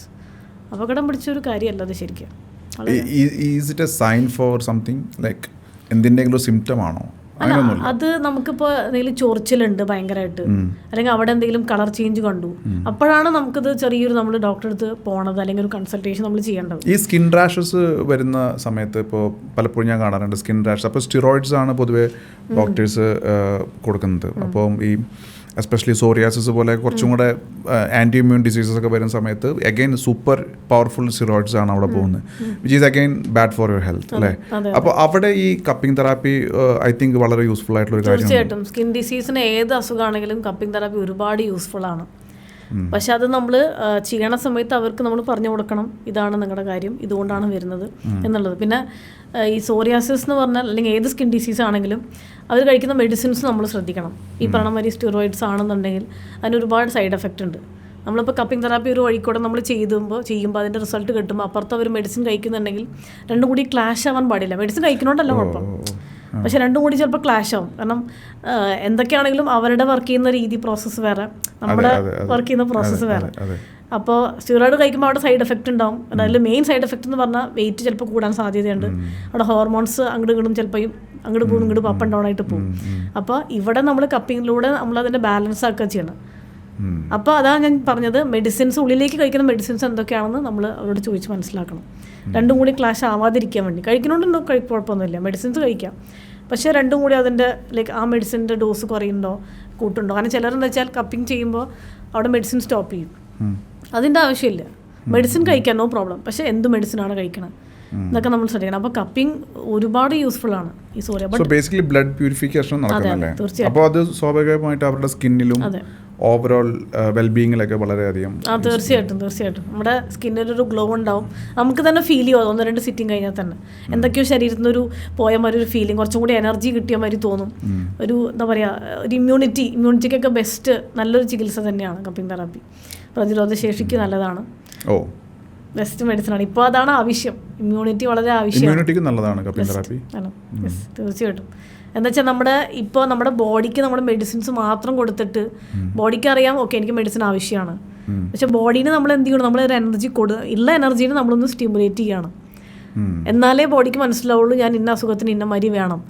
അതുകൊണ്ട് ഇപ്പോൾ കുട്ടികൾക്ക് തന്നെ നമ്മൾ ഈ ആൻറ്റിബയോട്ടിക് ഒക്കെ കൊടുക്കണം. അപ്പോൾ അതിനെ ഡിപ്പെൻഡ് ചെയ്യുകയാണല്ലോ, അതില്ലാണ്ട് മാറില്ല എന്നുള്ളൊരു സ്റ്റേജിലേക്ക് വന്നിരിക്കുകയാണ്. അപ്പോൾ അതിനൊക്കെ കപ്പിംഗ് തെറാപ്പി ഒരുപാട്. ഗട്ട് ഹെൽത്തുമായിട്ട് എന്താണ് ഇതിൻ്റെ ഒരു കണക്ഷൻ? ഗട്ട് ഹെൽത്ത് ശരിക്കും ഈ പറഞ്ഞവരി നമ്മുടെ ശാസ്ത്രത്തിൽ പറയുന്നത് ഏത് അസുഖത്തിൻ്റെയും കാരണം റൂട്ട് കോസ് ഡൈജഷനാണ്.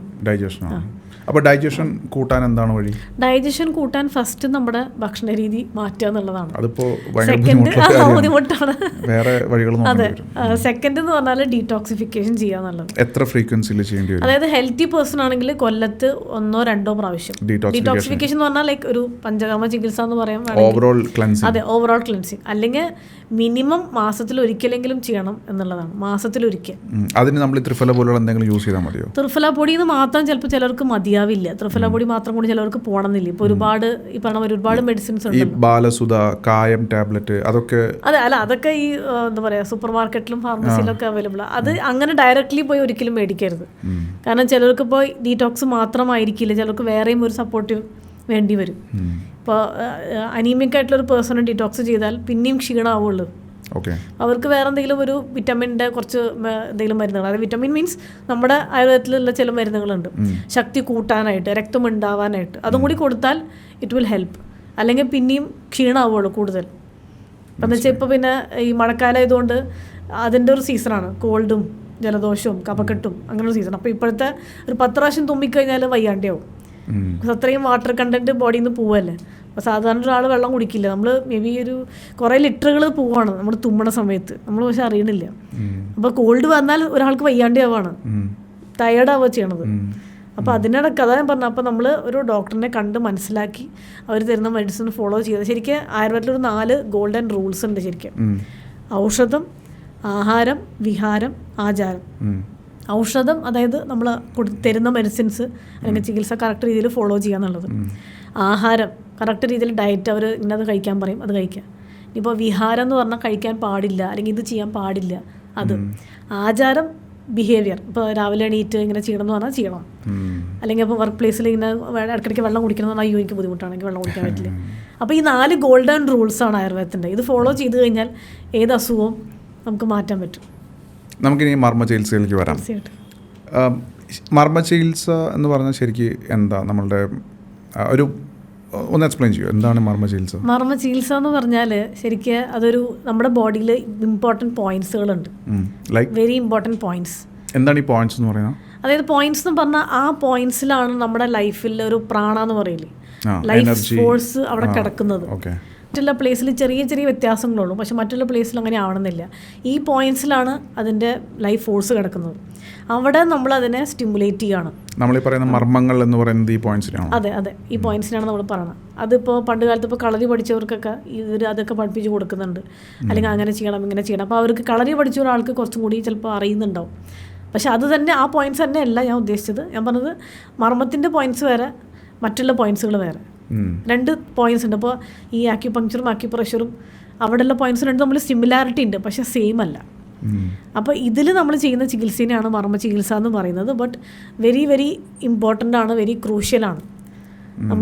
ഒന്നും മാറ്റി ചെയ്ത് കഴിഞ്ഞാൽ ഇറ്റ്സ് ജസ്റ്റ് ഓപ്പോസിറ്റാണ് അതിൻ്റെ റിസൾട്ട്. അപ്പോൾ നമ്മൾ വെരി ഇമ്പോർട്ടൻ്റ് ആയിട്ടുള്ളൊരു പോയിന്റ്സ് ആണ്. അവിടെ നമ്മൾ സ്റ്റിമുലേറ്റ് ചെയ്താൽ പെട്ടെന്ന് റിസൾട്ട് കിട്ടും. സ്റ്റിമുലേറ്റ് എന്ന് പറഞ്ഞാൽ അവിടെ ഇപ്പോൾ നമ്മൾ ചെയ്യുന്ന മർമ്മ തെറാപ്പി ചെയ്യുമ്പോൾ ഒരുപാട് അസുഖങ്ങൾ റിസൾട്ട് പെട്ടെന്ന് കിട്ടും. ഫാസ്റ്റ് റിക്കവറി ആണ് അവിടെ നടക്കുന്നത്. അതായത് നട്ടെല്ല് സംബന്ധമായിട്ടുള്ള ബുദ്ധിമുട്ടുകൾ, ഇപ്പോൾ ഡിസ്ക് ബൾജ്, അല്ലെങ്കിൽ നമ്മളൊന്ന് ഈ കർവേച്ചർ നട്ടെല്ലിങ്ങനെ ഒന്ന് കുറച്ചൊന്ന് വളഞ്ഞു, അല്ലെങ്കിൽ ചിലരിപ്പോൾ നമ്മൾ പറയും ഈ ആംബ്രസ്റ്റ് ആയിട്ടുള്ള ചിറക് ഉണ്ടാകുമ്പോൾ നമ്മളൊന്ന് ഇങ്ങനെ ചെരിഞ്ഞിരിക്കും, അങ്ങനെയുള്ള. അതെ, അപ്പം അങ്ങനെ ഒന്ന് അതെ അതെ അതെ എന്ന് വെച്ചാൽ സാധാരണ ഇപ്പോൾ നമ്മളൊരു സൈഡിൽ അതെ നട്ടെല്ല് നിവർന്ന്, പണ്ട് കാലത്ത് പറയുമല്ലോ നട്ടെല്ല് നിവർന്ന് പഠിക്കണം എന്ന് പറയും പണ്ട് കാലത്ത്. വയറും നട്ടലും തമ്മിൽ വല്ല ബന്ധമുണ്ടോ? ബന്ധമുണ്ട്. അതിലേക്ക് വരാം, ഇത് കഴിഞ്ഞിട്ട് വരാം. അപ്പോൾ ഒരു സൈഡിൽ നമ്മളിപ്പോൾ ഇരുന്നു എന്ന് വിചാരിക്കുക, ഇത്ര സൈഡിൽ ഒരു 5 മിനിറ്റ് ഇരുന്നു, അതേ 5 മിനിറ്റ് അപ്പുറത്തെ സൈഡിലോട്ട് ഇരുന്നാൽ കുഴപ്പമില്ല. പക്ഷെ ഇപ്പോൾ നമ്മളിത് ശ്രദ്ധിക്കണില്ലേ. നമ്മളിപ്പോൾ TV കാണുമ്പോൾ നമ്മൾ ചിലപ്പോൾ ചാരി ഇരിക്കുന്നുണ്ടാവും, ചിലപ്പോൾ ഇപ്പോൾ കുഷൻ വെച്ച് അങ്ങനെ ഒരു ട്രെൻഡ് ഉണ്ടല്ലോ. ഇപ്പോൾ കുഷനോ തലയണോ വെച്ചാലേ എനിക്കൊരു സമാധാനമുള്ളൂ, അല്ലെങ്കിൽ നല്ലോണം ഒരു ബെൽറ്റൊക്കെ എന്തെങ്കിലുമൊക്കെ കെട്ടി കാലുമി ആണെങ്കിലൊക്കെ കെട്ടിയാലേ എനിക്കൊരു ഇതുള്ളൂ. അപ്പോൾ അങ്ങനെയൊക്കെ വരുമ്പോൾ നമ്മുടെ സ്പൈനലിൻ്റെ കർവേച്ചർ മാറുകയാണ്. അത് ലോഡോസിസ്, കൈഫോസിസ്, ഇങ്ങനെ പല സ്പൈനലിൻ്റെ കർവേച്ചറായിട്ട് ബുദ്ധിമുട്ടുണ്ടാവും. അതേമാതിരി തന്നെ ബാക്ക് പെയിൻ, അത് വെരി കോമൺ ആണ് ഇപ്പോൾ. ഇതും ശരിക്കും ലൈഫ് സ്റ്റൈലിൻ്റെ ഡിസീസായിട്ട് മാറി വരികയാണ്. Back pain. അപ്പോൾ ഇങ്ങനെ ഒരുപാട് അതേമാതിരി ഇപ്പോൾ നമ്മൾ എക്സ്റേ എടുത്താലും നേരെ ഒരു പറയും എക്സ്റേ എടുക്കണം. എക്സ്റേയിൽ പക്ഷേ കാണുമ്പോൾ കർവേച്ചർ ഭയങ്കരമായിട്ട് മാറി നമ്മൾ കാണാൻ പറ്റും.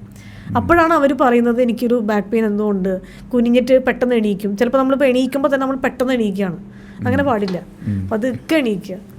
അതേമാതിരി നിന്നിട്ട് ഇരിക്കുകയാണെങ്കിൽ പതുക്കെ ഇരിക്കുക, ഇരുന്നിട്ട് എണീക്കുമ്പോഴും പതുക്കെ എണീക്കുക. അല്ലെങ്കിൽ അപ്പോൾ കുനിഞ്ഞ് ഭാരം എടുക്കുമ്പോൾ നമ്മുടെ പെൽവിസിന് ആ ബോണിൻ്റെ അവിടെയാണ് നമുക്ക് ബുദ്ധിമുട്ട് വരുന്നത്. അപ്പോൾ ഇതിനൊക്കെ ഈ പറയുന്ന മാതിരി മർമ്മ തെറാപ്പി നല്ലൊരു ചികിത്സയാണ്. കാരണം കുറേ കാലത്തെ മരുന്നുകളും ചികിത്സകളും ഇതിനോടൊക്കെ ഒരുപാട് പൈസയും ചിലവാക്കിയിട്ടുള്ള ആൾക്കാരുണ്ടാവും. അപ്പോൾ അവർക്കൊക്കെ ഒരു 70% അല്ലെങ്കിൽ 80% തെറാപ്പിയിലൂടെ നമുക്ക് അത് റിക്കവറി കൊടുക്കാൻ സാധിക്കും. പിന്നെ ഈ പറഞ്ഞ ഒരു വലിയ ഇതിൽ പഥ്യങ്ങളൊന്നും നമ്മൾ ഇങ്ങനെ ചെയ്യണം, ഇങ്ങനെ കഴിക്കണം, അങ്ങനെ കാര്യമായിട്ടൊന്നുമില്ല. മാക്സ് ടു മാക്സ് ബെരിവും പുളിയൊന്നും കുറയ്ക്കണം എന്നേ പറയുള്ളൂ. അല്ലാണ്ട് ഭയങ്കര റെസ്ട്രിക്ഷൻസ് ഒന്നും ഇതിൽ ആവശ്യമില്ല. ശരിക്കും എന്താണ് ഈ ട്രീറ്റ്മെൻറ്റിൻ്റെ പ്രൊസീജിയർ? എന്താ പ്രൊസീജിയർ എന്ന് പറഞ്ഞാൽ അവരിപ്പോൾ വരുന്ന ആളിപ്പോൾ ബാക്ക് പെയിൻ ആണെങ്കിൽ അവരുടെ ആ പോയിന്റ്സിൽ നമ്മൾ നോക്കും. അത് നമുക്ക് ഫിസിക്കൽ എക്സാമിനേഷനോട് മാത്രമേ ചെയ്യാൻ പറ്റുള്ളൂ. അപ്പോൾ അവർ നോക്കി നമ്മൾ, കാരണം ഇപ്പോൾ ഒരുപാട് പേരത് ചെയ്യുന്നില്ല. അപ്പോൾ ഒരു പേഷ്യൻ്റ് വരുന്നു, അവർക്ക് ആ ബുദ്ധിമുട്ട് ഉണ്ടുമ്പോൾ നമ്മൾ മരുന്ന്, കഷായം, ഗുളിക ഇങ്ങനെയുള്ള നമ്മൾ മരുന്നുകൾ എഴുതി കൊടുക്കുന്നു. പക്ഷെ അതല്ല, നമ്മൾ അവരുടെ തൊട്ട് നോക്കണം എവിടെയാണ് ബുദ്ധിമുട്ടുകൾ, അവൻ്റെ ബൾജ് ഉണ്ടോ ഇല്ലയോ. കാരണം ചിലപ്പോൾ ഡിസ്ക് ബൾജ് ചിലപ്പോൾ പറഞ്ഞിട്ടുണ്ടാവും, അല്ലെങ്കിൽ അവർ തന്നെ പറയും എനിക്ക് ബൾജ് ഉണ്ട്. കാരണം ഇപ്പോൾ എല്ലാവർക്കും അറിയാമല്ലോ, ഗൂഗിളല്ലേ എല്ലാവരുടെയും. അപ്പോൾ അവർക്ക് തന്നെ ഒന്ന് ചെക്ക് ചെയ്യുമ്പോൾ നോക്കും, അയ്യോ എനിക്ക് ബൾജ് ഉണ്ട്. ചിലപ്പോൾ ബൾജ് ആയിരിക്കില്ല, അത് സാധാരണ നീർക്കെട്ടായിരിക്കും. അപ്പോൾ അതിനെ നമ്മൾ മാറ്റി കുറേശ്ശെ കൊണ്ട്, അതിപ്പോൾ 2-3 സിറ്റിങ്ങിലോ ശരിക്കും നമുക്കത് മാറ്റിയെടുക്കാനായിട്ട് സാധിക്കും. അപ്പോൾ തന്നെ നമ്മൾ അവരുടെ ആ ഒരു ഇതിനെ നമ്മൾ അവരുടെ ആ മർമ്മ മസാജിലൂടെ നമ്മൾ ചെയ്തിട്ട്, പക്ഷേ സാധാരണ മസാജും ഇതും നല്ല വ്യത്യാസമുണ്ട്. അതുമാതിരി അല്ല അത്. അപ്പോൾ അത് നമ്മൾ ചെയ്യുമ്പോൾ നല്ലൊരു റിസൾട്ട്. അപ്പം തന്നെ നമ്മൾ അവരെ കൊണ്ട് തന്നെ ചെറിയ കാര്യങ്ങളിങ്ങനെ ചെയ്യിപ്പിക്കും, ലൈക്ക് സ്മോൾ തിങ്സ്. ഇപ്പോൾ അവർ വീട്ടിൽ ചെയ്യുന്ന കാര്യങ്ങളൊക്കെ അപ്പോൾ തന്നെ അവർക്ക് മനസ്സിലാവും, ഓക്കെ ഇതാണ്. കാരണം അവരെ കൊണ്ട് നമ്മൾ മനസ്സിലാക്കിപ്പിച്ച് കൊടുക്കണമല്ലോ. പിന്നെ 2-3 സിറ്റിങ്ങിലൂടെ നമുക്കിത് മാറ്റാനായിട്ട് സാധിക്കും. നല്ലൊരു റിക്കവറി അവർക്ക് കിട്ടും. ഞാനൊരു കാര്യം, ഈ സാധാരണ മസാജ് എന്ന് പറയുമ്പോൾ ഇപ്പോൾ പല ആയുർവേദ സെൻറ്റേഴ്സിൽ നമ്മൾ കാണാറുണ്ട് 1 hour. അതിനകത്ത് ഈ മറ്റേ പഞ്ചകർമ്മ എന്ന് തന്നെയാണ് പറയുക അല്ലേ? എന്താണ് ശരിക്കും പഞ്ചകർമ്മ, എന്താണ് ഈ മർമ്മ ചികിത്സ? ഇത് രണ്ടും തമ്മിൽ ഡിഫറെൻറ്റ് പ്രൊസീജിയറാണോ? അതെ, പഞ്ചകർമ്മ എന്ന് പറഞ്ഞാൽ അത് മർമ്മവും പഞ്ചകർമ്മയും രണ്ടും രണ്ടാണ്. പഞ്ചകർമ്മ അത് വമനം, വിരേചനം, വസ്തി, നസ്യം, രക്തമോക്ഷണം. ഇതാണ് പഞ്ചകർമ്മം. വമനം, വിരേചനം, വസ്തി, നസ്യം, രക്തമോക്ഷണം. ഇതാണ് പഞ്ചകർമ്മം. ഈ രക്തമോക്ഷണമാണോ കപ്പിംഗ്? അതെ. അത് രക്തമോക്ഷണം എന്ന് പറഞ്ഞാൽ ബ്ലഡിനെ നമ്മൾ എടുക്കുന്നു, കളയുന്നു. അതാണ് രക്തമോക്ഷണം. അത് അട്ടചികിത്സയും ചെയ്യുന്നുണ്ട് പല സ്ഥലത്തും. കപ്പിംഗ് തെറാപ്പി വേറെ ചികിത്സ. മർമ്മ തെറാപ്പി പഞ്ചകർമ്മയല്ല, അല്ല. പക്ഷെ ആയുർവേദത്തിൻ്റെ ഒരു ഭാഗമാണ് മർമ്മം. നമ്മൾ പഠിപ്പിക്കുന്നുണ്ട്, നമ്മൾ പഠിക്കുന്ന സമയത്ത് നമ്മൾ പഠിപ്പിക്കുന്നുണ്ട് മർമ്മത്തിൻ്റെ പോയിന്റ്സ്. ഓരോ പോയിന്റ്സിൽ ഓരോ ഗുണങ്ങളാണുള്ളത്, പല ഗുണങ്ങൾ. അപ്പോൾ ഇപ്പോൾ കോൾഡും ജലദോഷമൊക്കെ വരുമ്പോൾ ഇവിടെ ഒരു പോയിന്റ് ഉണ്ട്, ആ പോയിന്റിൽ നമ്മൾ ചെയ്യണം എന്ന് പറയും. പക്ഷേ നമ്മൾ സ്വയം ചെയ്യുമ്പോൾ നമ്മളെ വേദനിപ്പിക്കില്ല. ആക്ച്വലി പറയുകയാണെങ്കിൽ നമ്മൾ കംഫർട്ട് സോണിലായിരിക്കും മസാജ് ചെയ്യും. അപ്പോൾ സാധാരണ മസാജ് ആകുമ്പോൾ ഈ പറഞ്ഞ 1 hour ആണെങ്കിലും പെയിൻഫുൾ ആണല്ലേ? ആണ്, പെയിൻഫുൾ ആണ്. പെയിൻഫുൾ മീൻസ് അത് ചിലർ ഡിപ്പെൻസ്. ഇപ്പോൾ ഓരോരുത്തർ, ചിലവർക്ക് ടോളറേറ്റ് ചെയ്യാൻ പറ്റും, പ്രശ്നമില്ല. പക്ഷെ നോട്ട് നെസസറി. പെയിൻഫുൾ എന്ന് പറഞ്ഞാൽ ഭയങ്കര വേദന അങ്ങനെയല്ല. അതായത് തെറാപ്പിസ്റ്റിന് ഫീൽ ചെയ്യാൻ പറ്റും എന്താണ് അവിടെ ബ്ലോക്ക് അല്ലെങ്കിൽ എന്താണ്. അപ്പോൾ അവർ അതിനെ മാറ്റുക എന്നുള്ള പ്രോസസ്സിലായിരിക്കും വർക്ക് ചെയ്യുന്നുണ്ടായിരിക്കും. ഇയാൾക്ക് പെയിൻ ഉണ്ടോ ഇല്ല എന്നുള്ള ഡസന്റ് മാറ്റർ. ഇല്ല ഡസന്റ് മാറ്റർ. അതെന്ന് വെച്ചാൽ അപ്പോൾ ഇത് സാധാരണ മസാജ് എന്ന് പറഞ്ഞാൽ ഒരു റിലാക്സേഷനാണ്, ജസ്റ്റ് ഒരു ഡീപ്പ് ടിഷ്യൂ റിലാക്സേഷൻ എന്നുള്ള രീതിയിലാണ്. മർമ്മം റിലാക്സേഷൻ അല്ല. അത് നമ്മൾ ആ ബുദ്ധിമുട്ട്, അല്ലെങ്കിൽ അപ്പോൾ ബാക്ക് പെയിൻ ആണെങ്കിൽ ആ ബാക്ക് പെയിനെ മാറ്റുക എന്നുള്ളതാണ് വിത്തിൻ 2-3 സിറ്റിങ്സിൽ. അപ്പോൾ ഇത് ശരിക്കും അഗൈൻ ബ്ലഡ് എവിടെയെങ്കിലും എന്താ ബ്ലോക്ക് ഉണ്ട്, അല്ലെങ്കിൽ എവിടെയെങ്കിലും ബ്ലഡ് വെസൽസ് അങ്ങനത്തെ പ്രശ്നങ്ങളൊക്കെ നമുക്ക് സോൾവ് ചെയ്യാൻ പറ്റില്ലേ? തീർച്ചയായിട്ടും. എന്നുവെച്ചാൽ അവിടെ നമ്മൾ ചെയ്ത് കഴിയുമ്പോൾ ഇപ്പോൾ സാധാരണ ഒരാളിപ്പോൾ സാധാരണ മസാജ് ചെയ്താൽ തന്നെ പറയും ഓ നല്ലൊരു ഫ്രഷ്നെസ് കിട്ടിയെന്ന്. അപ്പോൾ അതിൻ്റെ ഡബിളായിരിക്കും മർമ്മം ചെയ്യുമ്പോൾ. പക്ഷേ അതിൻ്റെ ഒരു മറ്റേ സാധാരണ മസാജ് എന്ന് പറഞ്ഞാൽ ജസ്റ്റ് റിലാക്സേഷൻ മാത്രം, ആ ബ്ലഡ് ഫ്ലോ ഉണ്ടാവാൻ വേണ്ടി മാത്രം. മർമ്മത്തിൻ്റെ തെറാപ്പി അങ്ങനെയല്ല. അവിടെ നമ്മൾ ഈ പറഞ്ഞ മാതിരി അവിടെയും ഇവിടെയും ഓരോ എനർജി കെട്ടിക്കിടക്കണം. ചിലപ്പോൾ നെഗറ്റീവ് എനർജി ആയിരിക്കാം, അവിടെ ഇങ്ങനെ കെട്ടിക്കിടക്കുക. അതിനെ നമ്മൾ ചെയ്ത് കഴിയുമ്പോൾ ഈ എനർജി ഒക്കെ എല്ലാ സ്ഥലത്തേക്കും ഫ്ലോ ആയി, ഒരു പോസിറ്റീവ് എനർജി അവിടെ ഫ്ലോ ആയി. അതായത് നമ്മുടെ ഞാൻ പറഞ്ഞ മാതിരി ലൈഫ് ഫോഴ്സ്, ആ ഫോഴ്സ് നമ്മൾ എല്ലാ സ്ഥലത്തേക്കും, നമ്മുടെ ബോഡിയിൽ തന്നെ ശരിക്കും എനർജി ഉണ്ട്. അപ്പോൾ നമ്മളിപ്പോൾ ചിലർ പറയില്ല മെഡിറ്റേഷൻ ചെയ്യണം, നമ്മുടെ മൈൻഡിനെ നമ്മൾ ട്രെയിൻ ചെയ്യിപ്പിക്കുകയാണ്. കുറച്ച് കഴിയുമ്പോൾ നമുക്കൊരു സഹായമോ അല്ലെങ്കിൽ ഹെൽപ്പ് വേണ്ടി വരില്ല. ട്രെയിൻ ചെയ്ത് തനിയെ നമ്മുടെ ഇതിലുണ്ട്. അപ്പോൾ ആ എനർജീനെ നമ്മൾ എല്ലാ സ്ഥലത്തേക്കും ഇങ്ങനെ ചെയ്യിപ്പിക്കുകയാണ്. ആ എനർജി തന്നെ ഈ ഇതിനെ മാറ്റിക്കളയും. ഈ ബുദ്ധിമുട്ടോ അല്ലെങ്കിൽ വട്ടവർ ഡിസ്ക് ബൾജോ കർവേച്ചറോ എന്തെങ്കിലും ഉണ്ടെങ്കിൽ അതിനെ മാറ്റിക്കളയും. അപ്പോൾ നമുക്ക് തന്നെ ആ വ്യത്യാസം ഫീൽ ചെയ്യാൻ പറ്റും. കാരണം സ്പൈനൽ കോഡിൽ തന്നെ എല്ലാ നെർവ്സും കണക്റ്റഡ് ടു ദ ഓർഗൻസ് ആണ്. അപ്പോൾ സ്പൈനലിൻ്റെ കറക്റ്റ് ആയി കഴിഞ്ഞാൽ പ്രശ്നങ്ങൾ ഉണ്ടാവില്ല. അപ്പോൾ ഈ സ്പൈനലും കുടവയറും തമ്മിൽ എന്താ ബന്ധം? കുടവയറെന്ന് പറഞ്ഞാൽ ഫസ്റ്റ് ഓഫ് ഓൾ കുടവയർ എങ്ങനെയാണ് വരുന്നത് എന്നുള്ളതാണ്. അപ്പോൾ നമ്മൾ ഇരിക്കുന്ന പൊസിഷനിൽ തന്നെ കുറേശ്ശെ ഇപ്പോൾ ചിലർ ഡിഫറെൻറ്റ് ടൈപ്സ് ഓഫ് അതെ എന്നുവെച്ചാൽ ചിലർക്ക് മുകളിൽ മാത്രമായിരിക്കും ഒരു ഇതുള്ളത്.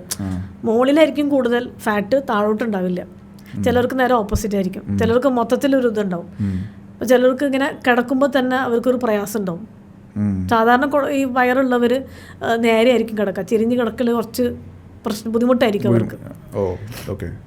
നേരെ കിടക്കുമ്പോൾ അവർക്കൊരു കംഫർട്ട് സോൺ, ബാക്കിലും ഇതിനൊക്കെ തലേണൊക്കെ വെച്ച് അവരുടെ കംഫർട്ട് സോണിലാണ് കിടക്കണം. ശരിക്കും തലേണ തന്നെ ഇപ്പോൾ പലതരത്തിലുള്ള തലേണ. പണ്ട് കാലത്ത് ശരിക്കും സാധാരണ മെലിഞ്ഞ ചെറിയൊരു തലേണ ആവശ്യമുള്ളൂ. മെലിഞ്ഞിട്ടൊരു തലേണയാണ് പണ്ട് കാലത്ത് ഉപയോഗിച്ചിരുന്നത്. ഇപ്പം എല്ലാവർക്കും ഒരു 2-3 തലേണ മിനിമം വെച്ചിട്ടാണ് കിടക്കണത്. അതേമാതിരി ബെഡ്, ഇരുന്നിരുന്ന ആ ഒരു സ്പൈൻ വളയുന്നതിന്റെ കംഫർട്ട് മെയിൻറ്റെയിൻ ചെയ്യാൻ വേണ്ടി കൂടുതൽ പില്ലോ. അതെ കൂടുതൽ പില്ലോ. പിന്നെ നമ്മളിപ്പോൾ കിടക്കുമ്പോഴാണെങ്കിൽ നമ്മൾ ചാരിന്ന് കണ്ടു, ശരിക്കും നമ്മളിപ്പോൾ ഉറങ്ങിപ്പോവും. ശരിക്കും സാധാരണ നമ്മളിപ്പോൾ സിനിമ കൊണ്ട് ഉറങ്ങിപ്പോയി.